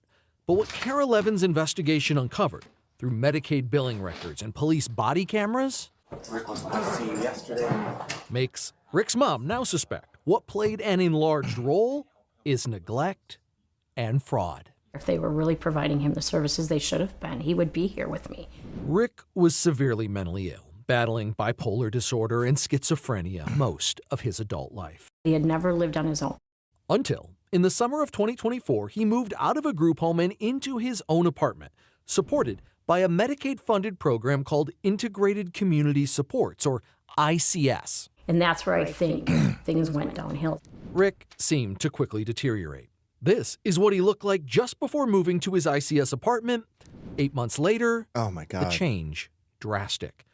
Overseen by DHS, the Minnesota Department of Human Services, ICS is designed to help adults with disabilities live more independently in their own apartment with one-to-one daily assistance for things like health, safety, wellness, and household management. Vulnerable people need these services. Was Rick getting the necessary services?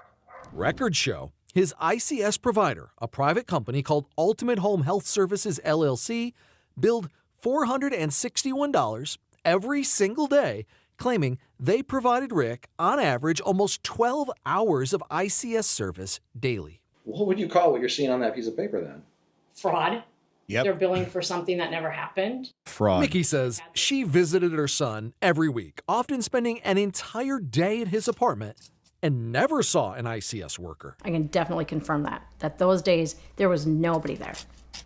I was there. There was nobody there. There was Definitely nobody there to call 911 when Rick had a medical emergency and died alone. When was the last time you guys seen him or known that he was alive? Yesterday.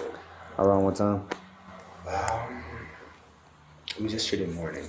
Time of death. St. Paul police body cam footage, which Carol Evan worked with the Clemmer family to obtain, is a smoking gun.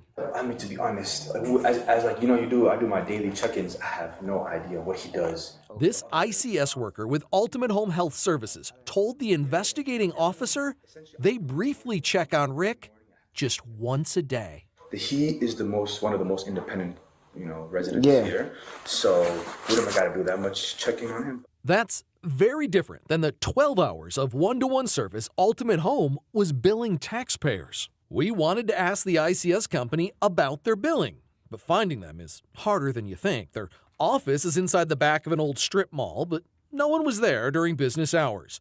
Their webpage is a skeleton. The generic placeholder address listed as Main Street, Anytown, Minnesota. According to Did you see the phone number? It was all X's, too. Secretary of State records, Ultimate Home Health Services manager is Othman Mohammed. His LinkedIn page claims he's also a nurse at Hennepin Healthcare. Othman did not respond to any of Carol Evan's attempts to contact Othman is a murderer, in my opinion. Him. But his company is now part of a story that in Minnesota sounds all too familiar. Alleged overbilling in a DHS-overseen Medicaid program exploding in cost. The level of fraud in these programs is staggering. While announcing indictments in the wake of a prior Carol Evan investigation, federal prosecutor Joe Thompson said the DOJ was also finding fraud in the ICS program and at the state capitol. The massive fraud that is going on in ICS. In a fraud hearing, an ICS client named Kane Pence warned that taxpayers were being billed for services he was not getting. $276 a day in my case, and they don't do jack. They do nothing. Carol Evan's analysis of state Medicaid data reveals ICS billing has... I just want to remind everybody, every single one of these Medicaid fraud cases that we've talked about in the last month have all resulted from Minnesota. Minnesota also is the largest collection of Somali immigrants in the United States. Every single case is a case of fraud perpetrated by Somali immigrants. And of course, yesterday we also learned that Somalis in Minnesota have sent nearly $2 billion to Al-Shabaab, the terror group in Somalia. I mean, there is a tremendous amount of fraud happening in this one state. Just imagine how many billions of dollars in fraud is occurring all across the United States. All expenses being incurred by the U.S. taxpayer or federal programs implemented by the federal government, implemented at the state level. It's absolutely astonishing, the amount of money that is just being bled out of the United States. Also, you guys, JR Mother Effin Majewski is in the house. He's over there on YouTube. Good to see you, buddy. Much love to you. Love you so much. It's always good to know that you're out there, man. I hope you're safe. I hope you're safe in the swamp or maybe with the sewer, as Tim Burchett said. Dadgummit, the sewer. Gone up a staggering amount from 20. If you happen to run into Tim Burchett on the street, tell him that he's a hero. Love that man. $6 million in 2022. To $168 million by 2024. Back at the St. Paul apartment where Rick died, other residents were too scared of retaliation to go on camera. Oh, these poor people. Which shared with Carol Evan their records, which reveal hundreds of thousands of dollars per year paid for services they claim not to be fully getting. These vulnerable people need help. You're billing for them, then give them the help. And if you're not, that's fraud. This is so tragic, absolutely disgusting that these people get away with this. Think about how many millions of dollars a year Othman Mohammed is making off of this scam. It is so terrible, absolutely horrible. All right, and JR, just want to come on screen, give you a big howdy. Good to see you, buddy. Glad you're here. Take a look at the new set. Got a lot changed probably since the last time you saw the show. Hope you're doing well. All right, jumping back into it with this. Okay, we got to dive deep into this interaction here. New York Mayor-elect Zoran Mamdani visiting Trump in the Oval Office. They went on and talked to the press right afterwards. This was probably one of the most shocking things I've ever seen. I did not expect this. Listen, this is President Trump talking about how their meeting just went. Take a listen. We've just had a great meeting, a really good, very productive meeting. We have one thing in common. We want this city of ours that we love to do very well. And I wanted to congratulate the mayor. He really ran an incredible race against, a lot of smart people, starting with the early primaries against some very tough people, very smart people. And he beat them easily. And I congratulated him. And we talked about some things in very strong common, like housing and getting housing built, and food and prices, and the price of oil is coming way down. Anything I do is going to be good for New York. If I can get prices down, it's good for New York. And we've got them down, way down from last year. We have, as you know, I've been saying to a lot of people, Walmart said that Thanksgiving this year is exactly 25% less than last year. So that's good for New York, good for everybody. But I just want to congratulate. I think you're going to have, hopefully, a really great mayor. The better he does, the happier I am, I will say. There's no difference in party. There's no difference in anything. And we're going to be helping him to make everybody's dream come true, having a strong and very safe New York. And congratulations, Mr. Mayor. Thank you, Mr. President. Thank you. I appreciate it. All right, so as I have said on so many occasions, President Trump loves to let people hang themselves, okay? He talked Zoran Mamdani way up. Sounds like he's got high hopes for what Mamdani is able to do for New York. He said the better he does, the happier I am. Well, the inverse of that is also true. The worse he does, the angrier President Trump is going to be. Now, there is also the possibility that Mamdani may have made a deal with President Trump, okay? I mean, we've already had statements from proxies within the administration that we will be heading there with ICE and Border Patrol very soon. The last people there basically stonewalled it. The city government had stonewalled it. And maybe Mamdani is going to allow President Trump to come in and clean up the city. I mean, that would help a number of things. That would help the housing crisis. That would help the affordability crisis. It would probably also help crime and so many other things. So it remains to be seen how he's going to. He said,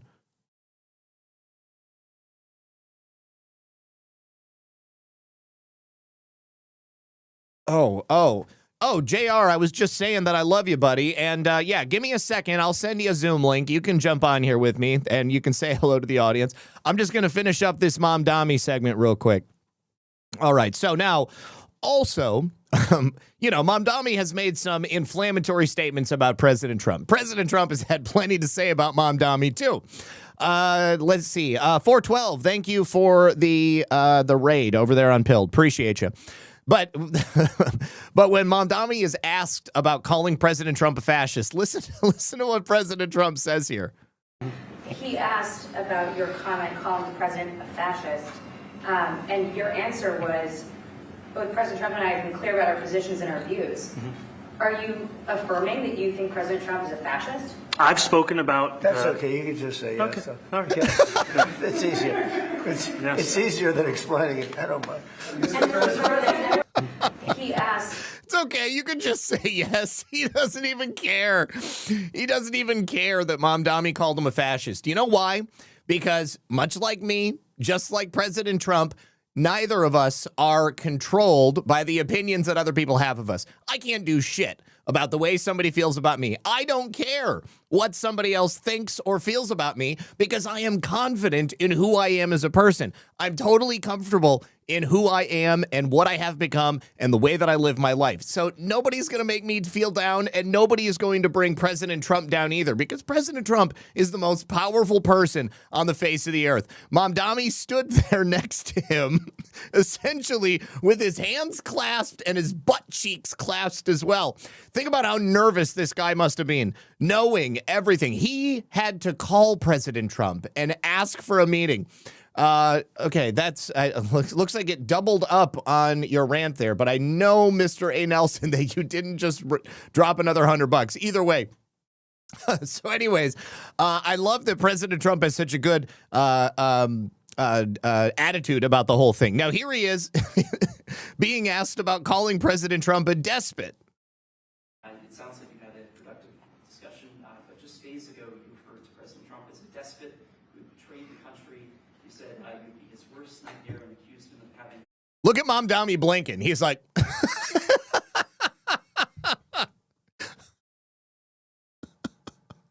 He's like, oh, God, don't ask me that. Don't ask me that when I'm standing right next to the President of the United States. And President Trump's like, yeah, you did. You did.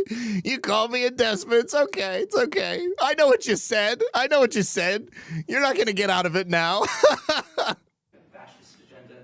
Are you planning to retract any of these remarks in order to improve the relationship? I think both President Trump and we are very clear about our positions and our views, and what I really appreciate about the president is that the meeting that we had focused not on places of disagreement, which there are many, and also focused on the shared purpose that we have in serving New Yorkers.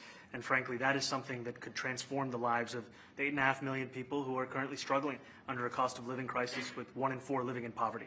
And the meeting came back again and again to what it could look like to lift those New Yorkers out of struggle and start to deliver them a city that they could do more than just struggle to afford it, but actually start to live in it. And I've been called much worse than a despot. It's not that insulting. Maybe I think he'll change his mind after we get to working together. Yes, please. I think he'll change his mind. Now, here's the thing. Here's the other thing. Is Mom Dowmy really a communist? Did he just hoodwink? Did he just hoodwink a large portion? Oh, shoot. Hold on. Did he just hoodwink a large portion of New York voters? I don't know. I don't know.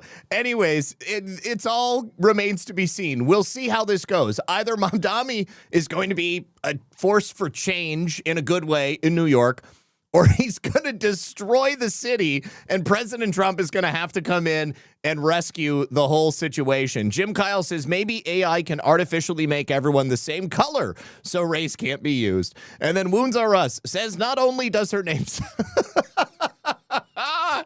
You'd know, too, because of your medical training. Not only does her name sound like an STD, she questionably won by 5 votes. Yes, 5 votes, that is all. All right, you guys, we're going to jump in and bring J.R. Majewski onto this stream here. And then I think we'll go ahead and, oh, God, I've got a couple of more stories, too. Dang it. Okay, let me just get JR in here because I miss this man. We're going to have him join us. Okay. Close. Let me invite, copy invitation, and JR.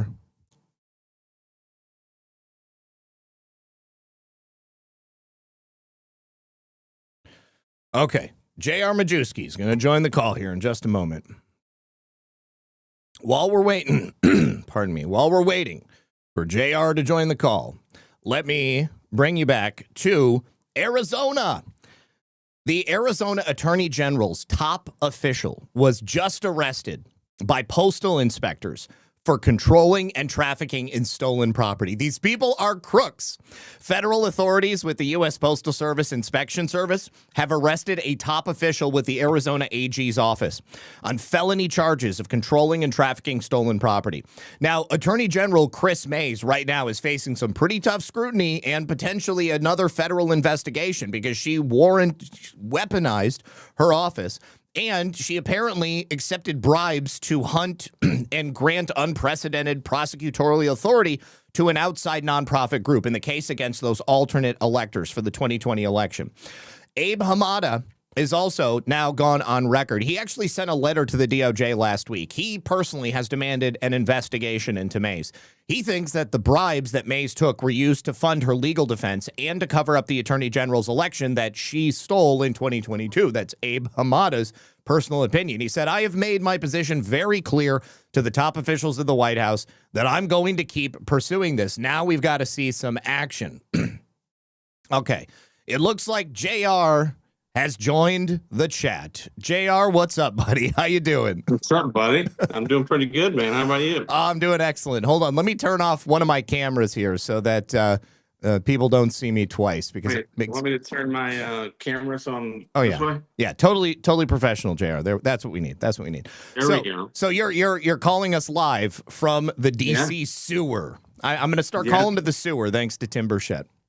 It is. It's the sewer, man. It even smells like it. So it's gotten a little bit better, but it's not where it needs to be yet. But Donald Trump has made commuting to work great again. But that's about it. Are you driving or do you take the subway or something like that? Do they have a subway or do they have just like a train? So they have a train. Okay. It's remember when we came here? Yes, absolutely. Of course. I remember. So here, I'll show you. Actually, I live. So there's the train. Oh yeah. Thing right there. Okay. Cool. So that goes. Actually, I'm about 3 or 4 miles east of where we stayed.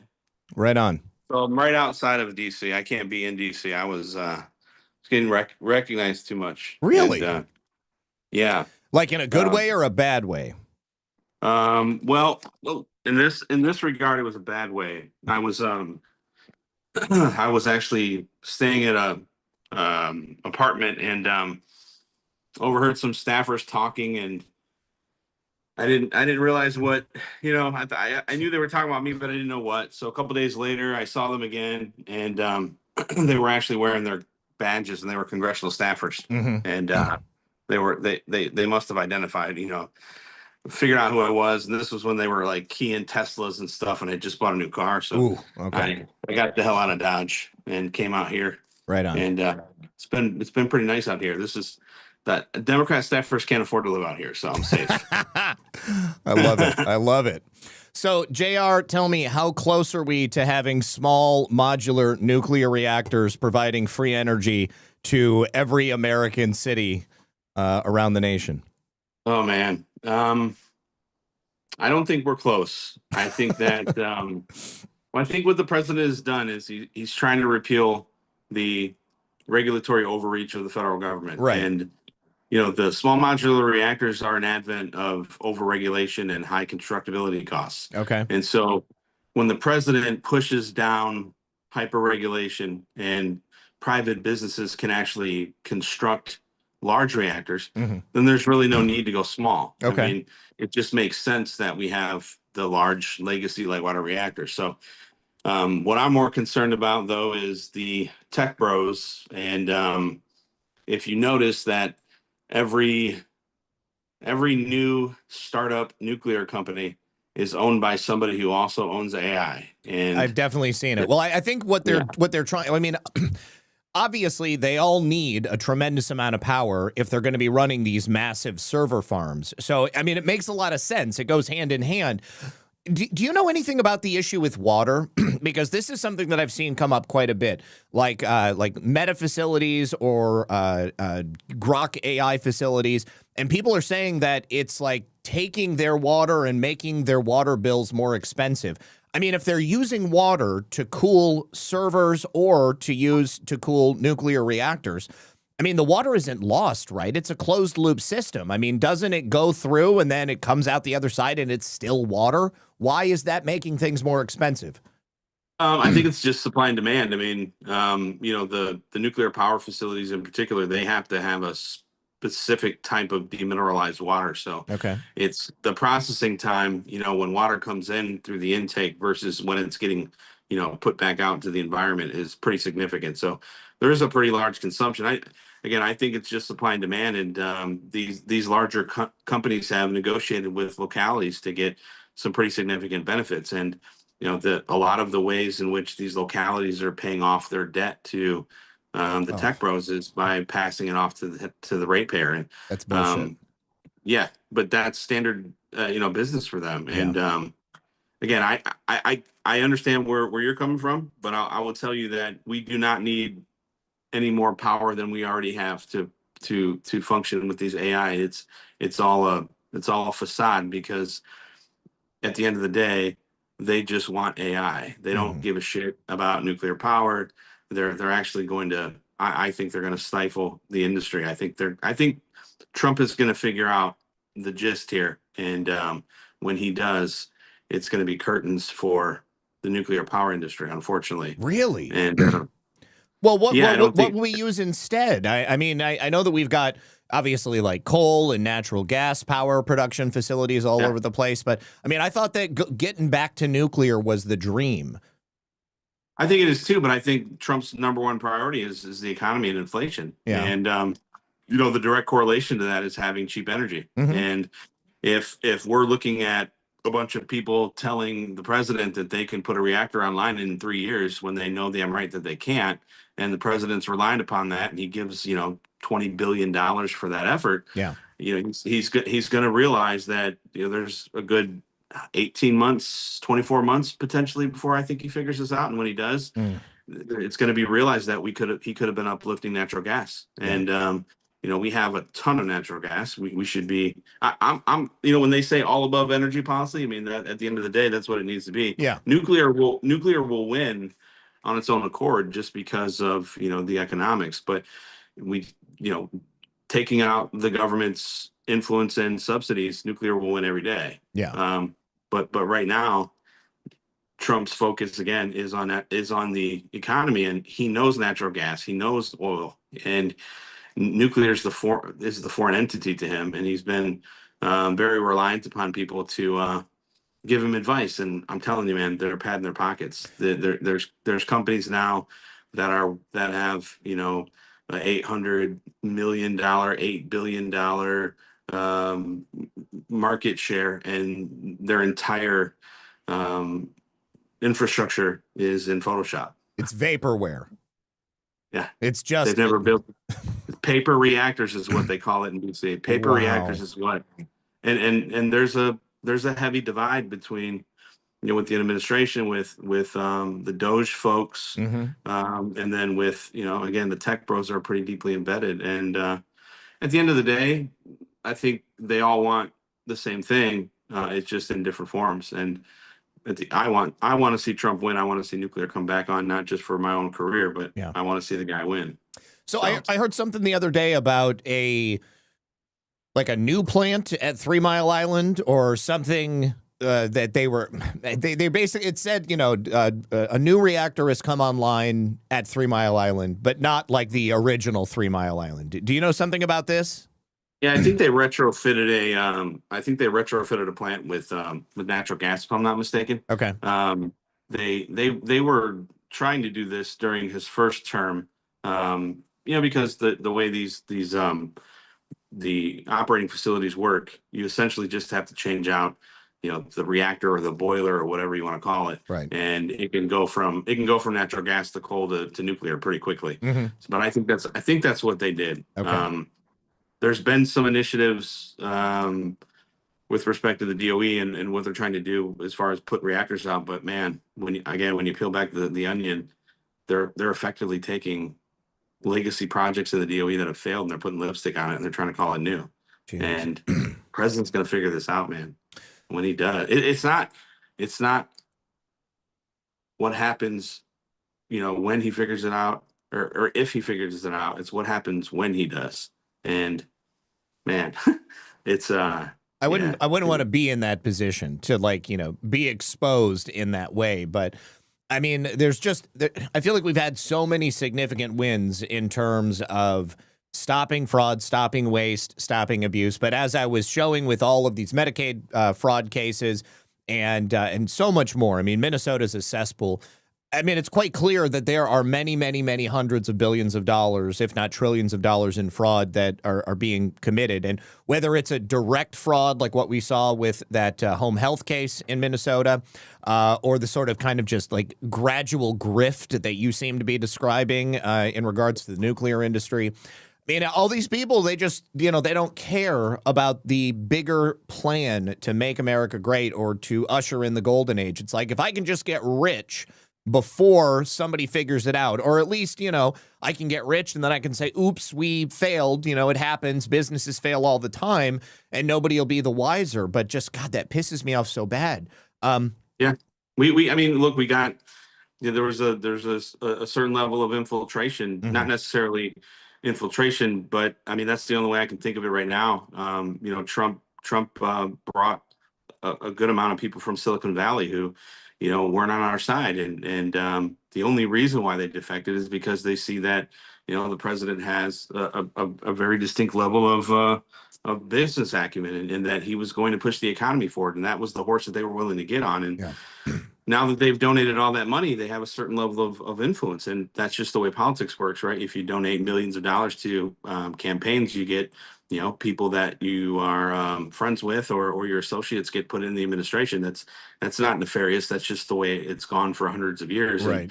And, those people are embedded and then they have influence. And, the president can only hear and see so many people a day. And he's reliant upon people around him to give him counsel and advice. And unfortunately, I believe that he's getting bad advice on a lot of things. Now he's getting good advice on a whole ton of other things too. So there's so much to juggle, right? I mean, it's inevitable. There are always going to be people in Washington who are self-serving. I mean, I don't think there's any way to truly avoid it. So instinctively, I know that what you're saying is correct. There's no way to avoid it in DC. They call it the swamp for a reason, right? What do you think about now it's the moat? Now the moat, the swamp, the sewer. I mean, all of it. But I just, when Tim Burchett said that the other day, I thought it was such a great point. Swamps are beautiful. I mean, they clean the water. You've got all this ecosystem and animals that live there. It's totally correct. I mean, the Everglades are a sweet place, even if it's hotter than shit. But what do you think about Lee Zeldin? I never really had the chance to meet Lee in person, but a lot of good people that I know that know him speak very highly of him. So I tend to be inclined to listen to, gather my senses initially from people that I haven't met from them. So I think he's a good guy.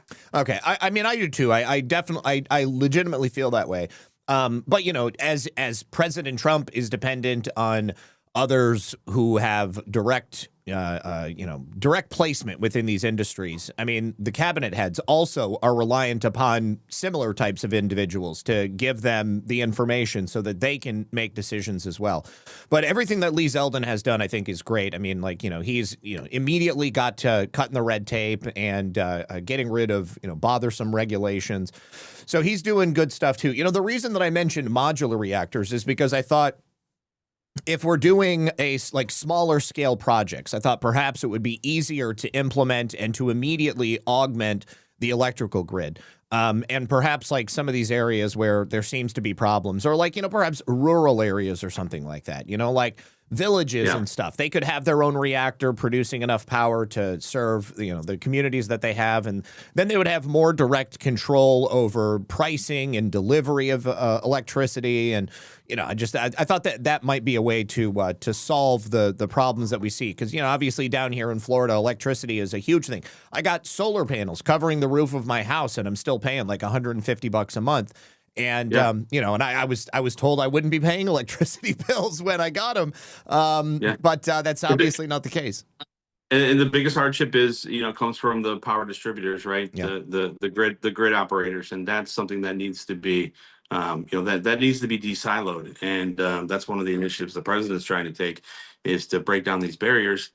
And some companies are producing energy, they're distributing it, and then they're, taking income from the ratepayers. But there's others that are just producing it and putting it on the wire, and then the distributors are solely responsible then to sell it. And it's just a mixed bag of results, and it doesn't really give a clear sense of equity to everybody. And I think, look, I like so there are initiatives going on from a modular standpoint, but it's more like the Department of Defense. Right, And, right. And so, but they have, they have a different need. I do like the idea, but what I'm worried about is the inconsistencies from locale to locale, only because our grid has such substantial impact on national defense. Sure, sure. Right now the grid is a wasteland piece of crap, and Yep. it'd be very easy for terrorists aren't going to go to a nuclear power plant. They're going to go to a substation. Right. And we haven't wrapped our heads around that, or it's like we know it could happen. It's there, but we're not doing anything about it. No. And I think we need to focus on getting the grid where it needs to be. And these legacy or these larger reactors, they can be built and constructed and come online. And I want to see the president recycle spent nuclear fuel. That's what I want to see. I want to see, yes. Then we're not just keeping it in barrels in underground or in a mountain or something like that. Right. Yeah. And we're not going to be. I mean, right now we're totally dependent on foreign entities for our uranium. And Thank you, Hillary Clinton. Yeah, exactly.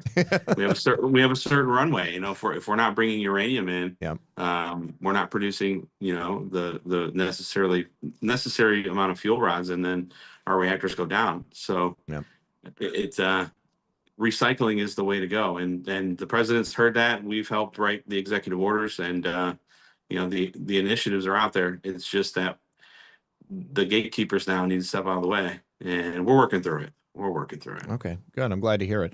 A couple of comments from people in the audience. First of all, Schnauzer Girl, thank you so much for joining as a monthly supporter over there on Rumble. And then Northern Pike says, does JR know anything about a nuke plant hydro leak in Minnesota 5 years ago? They said it was all fine. It's not on ground surface. It's in the aquifer, and then the story died. That's like the last place you want a nuclear leak is in your aquifer, because obviously that water has to be used for people to drink. Do you know anything about that? I think it was a tritium leak, but I didn't follow that. I believe at that time I was pretty knee deep in politics, but I do recall hearing something about the plant. I think it was the Monticello plant in Minnesota, but I believe it was tritium. Okay, is that any better than a uranium leak? Yeah, it's much better. I mean, tritium's background, you get a lot of tritium from rain. So okay. Like if it's raining when you're leaving work at a power plant, you're probably going to get stuck in the detectors as you're leaving, and you have to make sure that you don't have any rainwater on you, or you won't clear the radiation detection equipment. So okay, interesting. And then also, Mr. A. Nelson says there is more coming out of Minnesota. I know a whistleblower. Can't talk until later. Mr. Nelson, if you would do me a favor, dude, hit me up. Send me an email, redpill78@proton.me. I would love to get on board with helping get that information out in any way that I can, because that's important. Over here on Pilled, let me say thank you so much to Shovelhead, who says, have a nice weekend. Filter Dog, sounds like a scam, Zach. I don't know which one of those stories. What were we talking about at the beginning? I don't know. You'll have to remind me again, Filter Dog. Paulie 9363, thank you for the shades. Filter Dog says, does Jim Jordan support the Patriot Act? That's a question that I think we could ask JR. I mean, I feel like virtually every congressman supports the Patriot Act. Because every time the question comes up of should we get rid of the Patriot Act, the intelligence community calls them into a private session and they say, look at all of these things that we were able to stop from happening because of the Patriot Act. So if you get rid of it, well, then these nebulous threats are going to be something that we're not going to be able to find. And so therefore we need it. Now, I don't. Or these donors won't contribute to your leadership fund. That's really what it is. There you go. There you go. Glenn Youngkin and the Carlisle Group will stop donating. But what about this recent revelation from Arctic Haze? I don't think that had anything to do with the Patriot Act. You know, I mean, Patriot Act is like FISA court. This wasn't the FISA court. This was just a secret warrant to go after Jim Jordan's communications for a period of like 3 years or something like that. You know, I mean, like it's The one hope that I have, JR, and I said this at the beginning, is that maybe now that all of these members of Congress have found out that they've been spied on just like us, because, when the information about Arctic Case first came out and they were like, everybody that called the White House. Well, shit, JR, I called the White House after the election in 2020. I've said this on the air before, so, I won't get too specific, but I was having a conversation with somebody on the National Security Council after the election happened. And, we were doing everything we could to try to figure out how we could show what really happened after the 2020 election. And so I definitely would have been on that list. So my communications would have been scooped up by Jack Smith as well. Perhaps not as directly as Jim Jordan or any of those senators that were scooped up. But I tend to believe that there's going to be a lot more members of Congress who are now, as a result of these these orders expiring, they're now going to be finding out that they too were spied upon. And I hope that gives them the impetus to do something about it. I mean, we can't be spying on American citizens like this, whether it's, political persecution or just, in a sort of carte blanche way, scooping up the communications just in case we get somebody who did something. There's a lot of threats out there, but by and large, for the many, many years, the true threats have been completely ignored. Here's an example. And this is something that's made me very happy, JR. I hope that something that you've thought about as well. But the Public Corruption Investigation Unit in the FBI seemed to do everything but investigate public corruption. And now that Kash Patel has disbanded it, we're getting all kinds of indictments and investigations related to public corruption. Case in point, the congresswoman from down here in Florida, Chertoff, or whatever her name was, she stole $5 million in FEMA funds in 2021, and then she used it to funnel it through straw donors into her campaign. Now she says it's because she's black and they're trying to disguise something related to the Epstein investigation. Total bullshit. But yeah, now that there's no public corruption unit to cover up public corruption is being investigated and prosecuted. That's good. And I think what you'll see out of the members of Congress is they'll keep the Patriot Act for the reasons we spoke about. Yeah. But they'll make sure that they're protected in some form or fashion. So I don't know. I have zero faith in. I don't even know if there's maybe 2 members of Congress right now that I would have faith in doing the right thing. And unfortunately, when they do the right thing, they get. I mean, our own party goes after them and for the wrong reasons. Yeah. And, it's terrible. It's terrible. Shameful. All right. And then John Glock. I said thank you to John Glock. Oh, well, already. Willie Break It. Thank you for the cookie. No thanks, Joe. Says, happy Friday, Lisa and Zach. Thank you for your continued hard work. Have a great weekend. Stay safe. God bless. Bruce Q. Wayne, also a mutual friend of JR and I's. Yeah. Says, Zach, tell JR I was just talking with a friend about ear candy. I hope he can bring that back sometime. God bless, brother. I haven't thought about ear candy for so long. That's right. I've actually been considering doing a podcast or something because I'm getting bored because I'm in here, DC during the week and, there's nothing going on at night, depending on what time to get off work. So I was thinking about doing something, but I haven't made up my mind yet. So right on. Would you do something related to your current employment? Would you do like nuclear stuff, or would you just do kind of like DC Beltway Insider? I would just get on and shit talk about politics, my normal. Right on. Wouldn't be. That's the thing. I don't know how far I want to go with it because I've already tried to. I mean, working now it's different, right? People are dependent on me to eat, so sure I can't be as wild and obnoxious as I was. So of course, I went and paid a company to get rid of most of my Twitter and things like that. But we'll see. I mean, I still have a pretty active presence on TikTok and stuff like that. Yeah, I follow you on TikTok. Yeah, but YouTube, there's a lot of people, a lot of our let's say our advisory board stakeholder types are more keen to watch YouTube and stuff like that and X. So I try to lay low there, and just. I understand. I absolutely understand. All right. Well, you guys, I think, hold on, JR, because there was a couple of other stories. Oh, hey, if I remove us from the screen right there. That's not going to work. Hold on. Let me move our window to the place where my camera was, because then I can pull up these stories. I think there are a couple of, oh shoot, that is not what I wanted to do. Okay, hold on. How do I do this? If I do Zoom, there we go.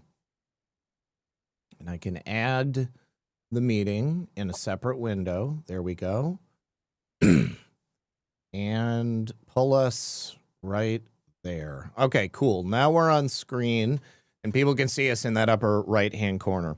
All right, so I was talking before you jumped into the call about this investigation into one of the top lieutenants for Arizona Attorney General Chris Mays. Apparently, she was just arrested by postal inspectors for theft and, I guess, keeping of stolen property.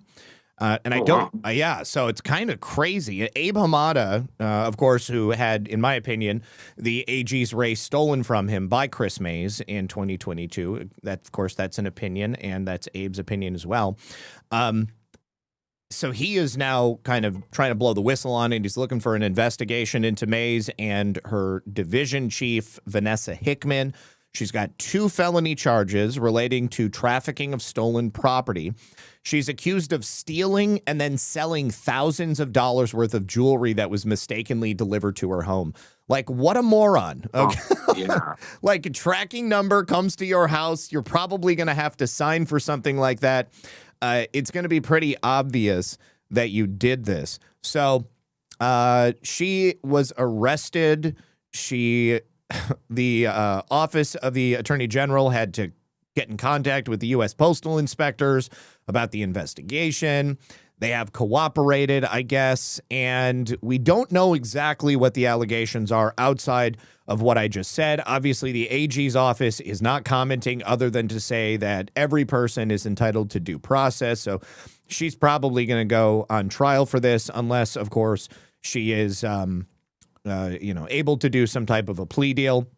I guess in 2003, she was charged with a DUI from 1999. She pled guilty. She got a reduced charge. Big deal. Happens to a lot of people. But in January of 2023, she was also forced to resign from her position as Peoria City Attorney. And she was then sued over the $140,000 severance payment, which she received. The city argued she wasn't entitled to it because she left of her own volition. I guess that's still a lawsuit that's ongoing, but people are not so smart. And I got to say, again, I'm very happy that people are being investigated and they're actually getting caught for this kind of stuff. I mean, since the administration came to power, there have been so many instances of public corruption, public officials who seem to be getting caught doing things. And, the same can be said about these leftists who are going after ICE or Customs and Border Patrol, making threats against the president. The one thing that we haven't seen yet that I think a lot of us were hoping for was like a thorough explanation of Butler. And, also I think a lot of people are still waiting on a more thorough explanation of what happened to Charlie. Yeah. Yeah. I mean, it's so hard to keep pace with because there's so many different opinions out there. But yeah, I think the worrisome thing is that we have such a short, not us, okay? There's certain people that have come in, they've woken up, they've kind of, assimilated, right? Johnny-come-latelys, I call them. Yeah, they have a short attention span and everything. They want everything now. Yep. And then you have, we have an ecosystem right now, a financial ecosystem on the conservative side where we've been silenced for so long, and now we're just, finally getting back to the table. And the monetization process for that is to, you profit from rage baiting, and you have people that are willing to stretch the truth and stretch certain things for a few clicks, and it's gotten so much worse. And it has. Right now the left, the left is right now facing tribalism. Yep. And they're going to start over the next few months. Their next move is they're going to start humanizing President Trump. They're going to say President Trump, he wasn't that bad. He did a pretty good job. Maybe we're a little hard on him. He wasn't that bad. You know what he did? He kept the far right in check. Nick Fuente, those guys like President Trump. But you know who the real danger is? You know who we really got to watch out for? JD Vance. Yes, That's what they're going to start doing. Yeah, that's what they're going to start doing. They're going to try to tear them apart. They're going to try to pump up Marco Rubio and all these other folks. They're going to try to sow seeds of division and get us split even farther, because the Epstein list and all this other shit that we've been fighting about over the past few months has just been nothing but a distraction.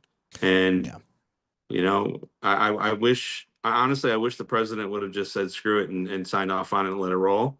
But I think I'm highly confident the reason he didn't do that was because of some of the meetings he just had this week with people coming to his to the White House from other countries.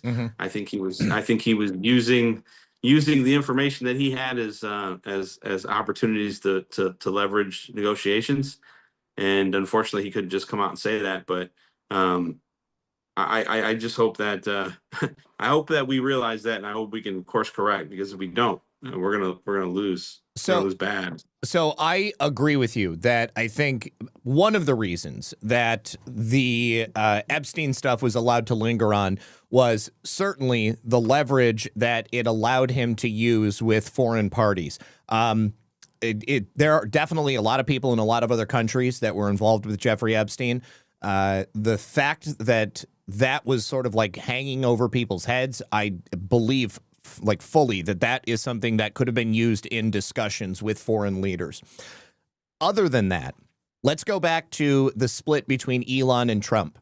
Okay, at that time, what was happening? Doge and Elon were being relentlessly targeted by the left and by the media, and the work that they were trying to do was being thwarted in the courts and by holdovers in these various departments.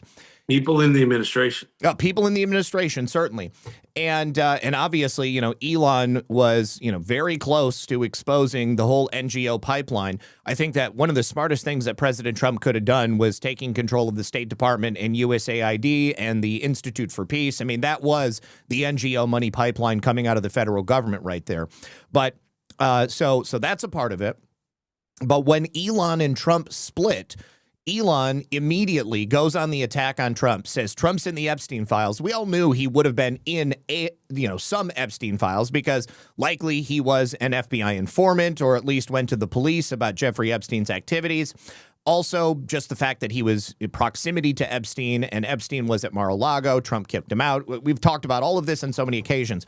But Elon says Trump's in the Epstein files. And as soon as he did that, JR, I was like, the Democrats are going to step into the biggest pile of cow shit as a result of this. And they all stopped attacking Doge. They all stopped attacking Elon Musk. They tried to align themselves with him. And Harry Sisson was the first one that I saw. He comes out and he's like, why is Trump hiding the Epstein files? Now we want the Epstein files. For years, they never cared about it once. Okay, I've known about Jeffrey Epstein for over a decade here. And these people never once cared about him. So they demanded it. President Trump says, don't ask about the Epstein files. All that does is make them demand it more, ask harder. And he, as the head of the executive, which, of course, the DOJ is part of, he could have just said, release it.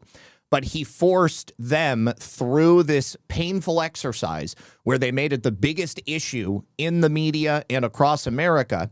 And he forced them to ask for it to come out. And then, as a result of voting on it in Congress, he then forced them to go on the record. If a single one of them would have not voted for the release of the Epstein files, then they would have had to then explain that to their constituents and every other mainstream media program that they go on regularly. And, it gives some type of rationale. But there is no rationale, because if you don't vote for the release of the files, then you are effectively helping, aiding, and abetting a whole network of pedophiles. So, well, I wish it was an op. I can tell you that I know it wasn't. I think Trump once he saw the potential outfall, he strategized and he took it away from people that were advising him on it. Mm-hmm. There are people in the administration that do not like Doge, do not like Elon, did not like Vivek, did not like Pete Hegseth, and they did not like Matt Gaetz. it's the same people Mhm. that have been behind trying to eliminate all of these people, everybody's influence from the president. And the president's gotten keen, just like he did his first term. Yep. And when he does become aware, he has the ability to maneuver and find ways out of it. And initially, it was legitimately, he was pissed at Elon, and Elon was pissed at him. And the people that were trying to separate the two, basically they ran the op. I mean, they had Elon Musk convinced that Trump was a joker, Mhm. and then they had Trump convinced that Elon was looking to cut and broker deals that just benefited him and Tesla, and that wasn't the case. Okay. And Vivek was the first one to fall for it. I mean, Vivek they got rid of right away. Mhm. They drove a wedge between Vivek and Elon, and they had a little falling out, and that started the domino effect where everybody's like, well, who's friends here? And at the end of the day, it was a couple people of pretty high influence just trying to eliminate the competition so they can maintain their power structure. So are you talking about Sergio Gore? No. Okay. All right. No. Because in a way, I'll have to say it offline. I can't say it publicly. Okay. All right. But close, but no cigar. But Sergio's, I would say Sergio's a victim in this. In a lot of ways. Okay. Yeah. I know you're not going to be able to answer this one, but Patty Joe 63 says, Susie Wiles, friend or foe? I can't. No comment. No comment. Okay. And then Wounds Are Us says, I'll say this: you're a very smart audience. We all know this. They are. Don't worry. We've definitely gone over this a few times. Wounds Are Us says, we love JR. Please take it to Marcy again. Any chances of that, JR? Well, they redrew the districts. It's an R+7. Oh. And, well, there's like 5 Republicans running. Okay. And, a friend of mine is running. And, I mean, the donors are coming to me saying, that I should run. I can win it from my house. I wouldn't have to campaign. But, oh, man. Who wants to fight their party? You know what I mean? Yeah. And I don't, at this point in my life, I don't have the fire in me to do that right now. You know what I mean? I feel you, man. And if I'm gonna do something, I don't just put my I just don't dip my toes in. I go in full force, and right now I just don't have it in me. Yeah, I'm making too much. I'll be honest, I'm making too much damn money to go back to Congress. Hey, dude, you had a couple of years to make up for where you weren't making anything at all, so that's understandable. All right, real quick before I dive into a couple of stories of payback for the radical left, I have a final quick message from our friends over here on rumbleandcrypto.com. You guys, let's be clear. Cryptocurrency is no longer emerging. It's here. And this latest move cements that reality in the biggest way yet. Trump Media Group just inked a massive $6.4 billion deal with Crypto.com. It is the world's top crypto platform. They're teaming up to scoop up $6.4 billion in Crow, the powerhouse token that fuels fast, low-fee DeFi, staking rewards, and real-world perks like cashback on your spends to launch America's first Crow treasury.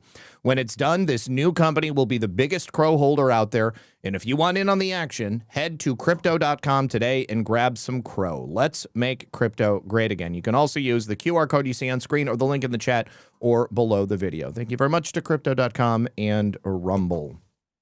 Okay. All right. Now, did you hear about the brothers in Virginia? These are like dudes in their 50s. One of them's an assistant principal at a public school. He's from Virginia Beach, and their names are John Bennett and what is it? It's like Steve or Scott Bennett or something like that. Anyways, they were overheard in a restaurant talking about plotting out how they were going to shoot police and ICE agents. Somebody heard them, and then they went and told the police. And not only that, but they were also talking about flying to like a training exercise in Las Vegas with other people who felt the same way that they did. So Virginia Beach High School assistant principal, John Bennett and Mark Bennett, 54 and 59. John is the assistant principal at Kempsville High School. He's also a spokesperson for Virginia Beach Public Schools, says he's worked there since 2009. Now, of course, he's not working there. He's on leave. They were arrested Wednesday morning. And then Mark Bennett was actually at the Norfolk International Airport. He was probably on his way to that special meeting of other leftist insurrectionists. But yeah, they were talking about kidnapping ICE agents, shooting ICE agents. It's absolutely insane to me that grown men with careers and lives, maybe families, would be willing to go this far. And it just makes me appreciate who the real crazy people are, you know? And I mean, like, I wonder like how much this is going to seep into the minds of the people who used to call us like revolutionaries. And, not even revolutionary. I mean, a revolutionary is a term that I, look upon fondly, but they were calling us like traitors, right? I mean, like they were basically saying that we were the worst of the worst. I still have dickheads coming into the YouTube chat who say MAGA is traitors and shit like that. But at the same time, now we've got all these different people. Antifa, 5 Antifa just pled guilty in that assault that took place in Texas where they shot that ICE agent in the neck. Yeah. I think the hope to focus on is the fact that they're actually seeing legal action. Yes, exactly. For the past 6 years, whatnot, they haven't seen any type of justice. And I would say that there's fewer than there used to be. Mostly what we're seeing online right now is coming by way of bot farming. Yeah, And I agree. There's so much fake, profiles and it just to spin up animus. And look, you have a Democratic influencer that is here in DC, a guy goes by Jolly Good Ginger. He's a fat guy from North Carolina. He's missing a tooth. He says he used to be a white supremacist, and he's been doing these lock-ins, and he stands out in front of Union Station, and he's got a GoFundMe. He's raised nearly, $600,000. And the Democratic Party and these entities are paying him just because he has millions of followers, and he's feigning as if there's this huge, group of veterans that have been hanging out with him at Union Station. But when you pan the camera back a little bit, there's only about 7 of them, but they would have all of their psychophants, believing that there's 50, 60 veterans out there on any given day. It's all optics right now. The left, they need for their own morale to lie to one another. Yeah. And I say, let the fuckers lie. Yeah. I mean, give the kids crayons and a coloring book and let them sit in the corner and scream about it. I mean, what's the worst they can do, I agree. I absolutely agree. Yeah, I'm not concerned about them in any respect. And I don't think that there's like an uptick in leftist violence. I think what's unique is that it's now being prosecuted. It's actually being investigated and people are being arrested. I mean, it's something that, during the Trump years, think about how many times we witnessed, acts of political violence, threats of political violence. Nobody was ever, put in the crosshairs. Nobody ever got in trouble for it. Even the ones that they tried to blame on America First people, they were always like leftists in disguise, it was like somebody wore a MAGA hat when they did something stupid just so that they could get arrested and then blame it on us. But it's good. I feel really good about where we are right now. Looks like Weeb Patriot knows exactly who you're talking about. I haven't seen this guy. And I got to be honest, I don't even pay attention to these people. Unless I am reporting on the fact that they got arrested. That's the only time that they come across my feed. Well, so I've had multiple accounts on TikTok get canceled. And these little shithead lefties think that they got, because they have 1 million or 2 followers and I'm the guy that they like to pick on. So every month when, it's time for TikTok or Instagram to start calculating their payouts, they got to get the likes and all that stuff. So what do? They do a video about me, and I usually go back and make their lives pretty miserable. And so what what they do now is they block me, and then they have like a little burner account so they can go grab my videos off my account, but I can't see any of theirs. Right. It's so stupid, man.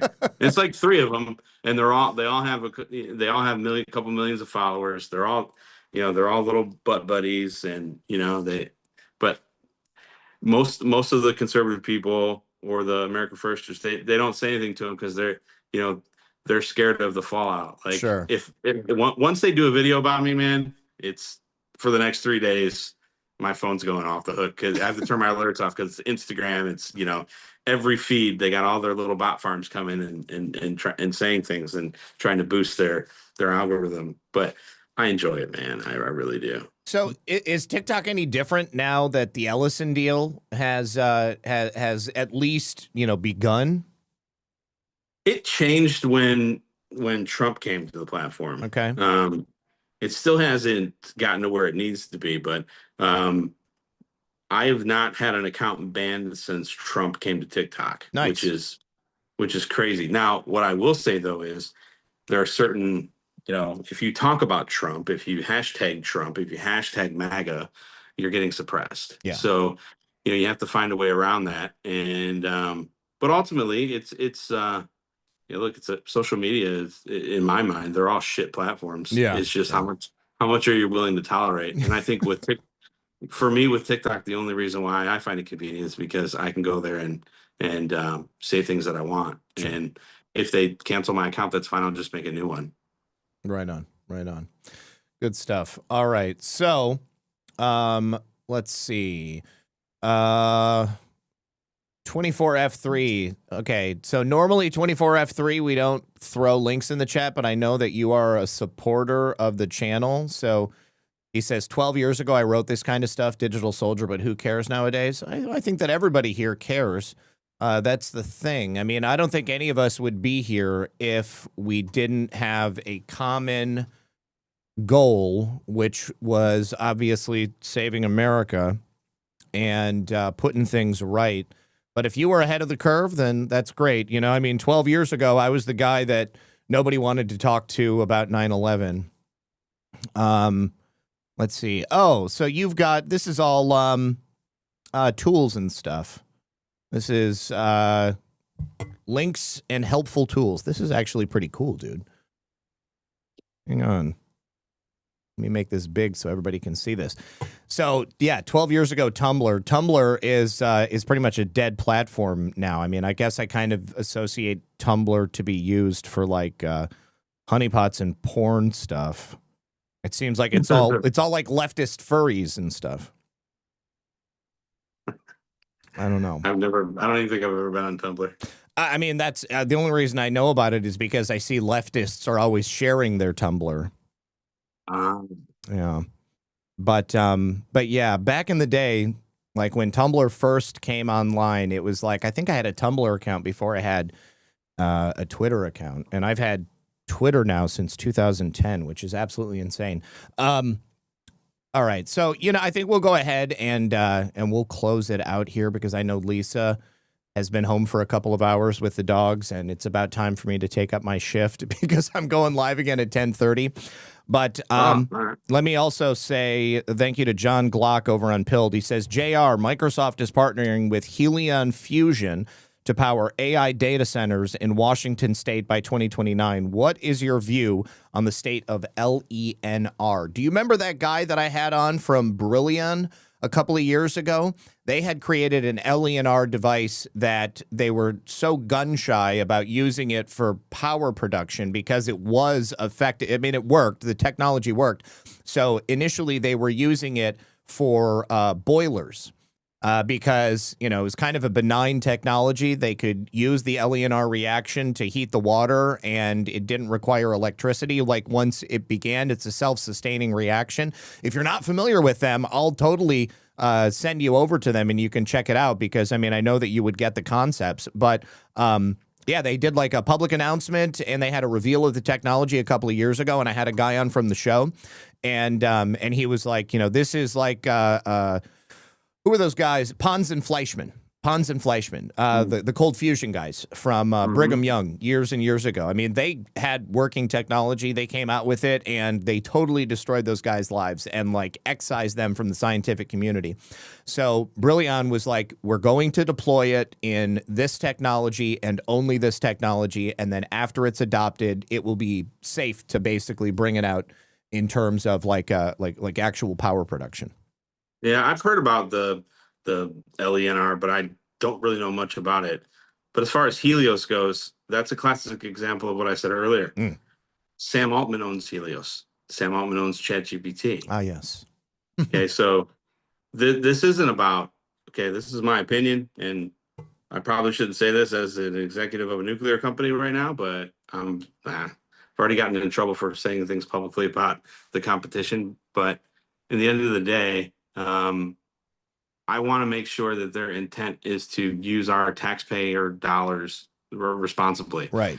These folks want a teat that they can suck on and slow draw. And that's why they've entered into the market, because the nuclear market was set to be one of the largest from a government subsidy standpoint, because they knew how important that energy would be to the president and his agenda. And again, if Trump sticks to the fundamentals, which he's done by way of his executive orders, if he repeals and refocuses the Nuclear Regulatory Commission and the Department of Energy, and they're not using safety as a fake crutch to prohibit technology and innovation, then what we have right now works. There's no reason to reinvent the wheel. All of this stuff, this LENR, fusion, they were technologies that were around when we split the atom. Don't get me wrong, but one won the race, and that is the way we produce nuclear power now. There's no reason to assume that it doesn't work. These plants have been running for 40 years now, and we've had limited challenges with them. And the challenges that we have had are onset by human error. And there's nothing wrong with the tech we have now, except for the fact that the government has intruded and they've made it virtually impossible to reproduce. So if Trump pulls back the regulations, we need to stick with what works and not reinvent the wheel. All we're doing when we do that is we're placing these forms of wealth and power into the wrong people's hands. Yeah. I feel you. All right, sweet. So after the show, I'll set you up with the Brillion website, and you can check that out. But it's pretty exciting stuff. And call me and I'll share the dirt too. Okay, I will. All right, you guys, we'll go ahead and close it out there. I want to say thank you so much to JR for coming and hanging out with us for a while. That was an awesome surprise. I'm going to pass out these gold pills, and let me just check on Cash App, make sure I didn't miss anything. There was actually one from yesterday that I thanked through the app, but I need to say thank you on the air, and that would be to Melissa. Melissa says, what did she say? This was a personalized note, and it said, thanks for all you do. Have a nice day. Thank you, Melissa. I appreciate you. You're the best. All right, you guys, I'll be live tonight at 10:30 on Only Lands on Badlands Media. If you guys want to join me, please do. Otherwise, I'll be back Monday at 5 p.m. for another episode of Red Pill News Live, and I hope you guys have a great weekend. Talk to you soon. Good luck, and God bless. See you, brother.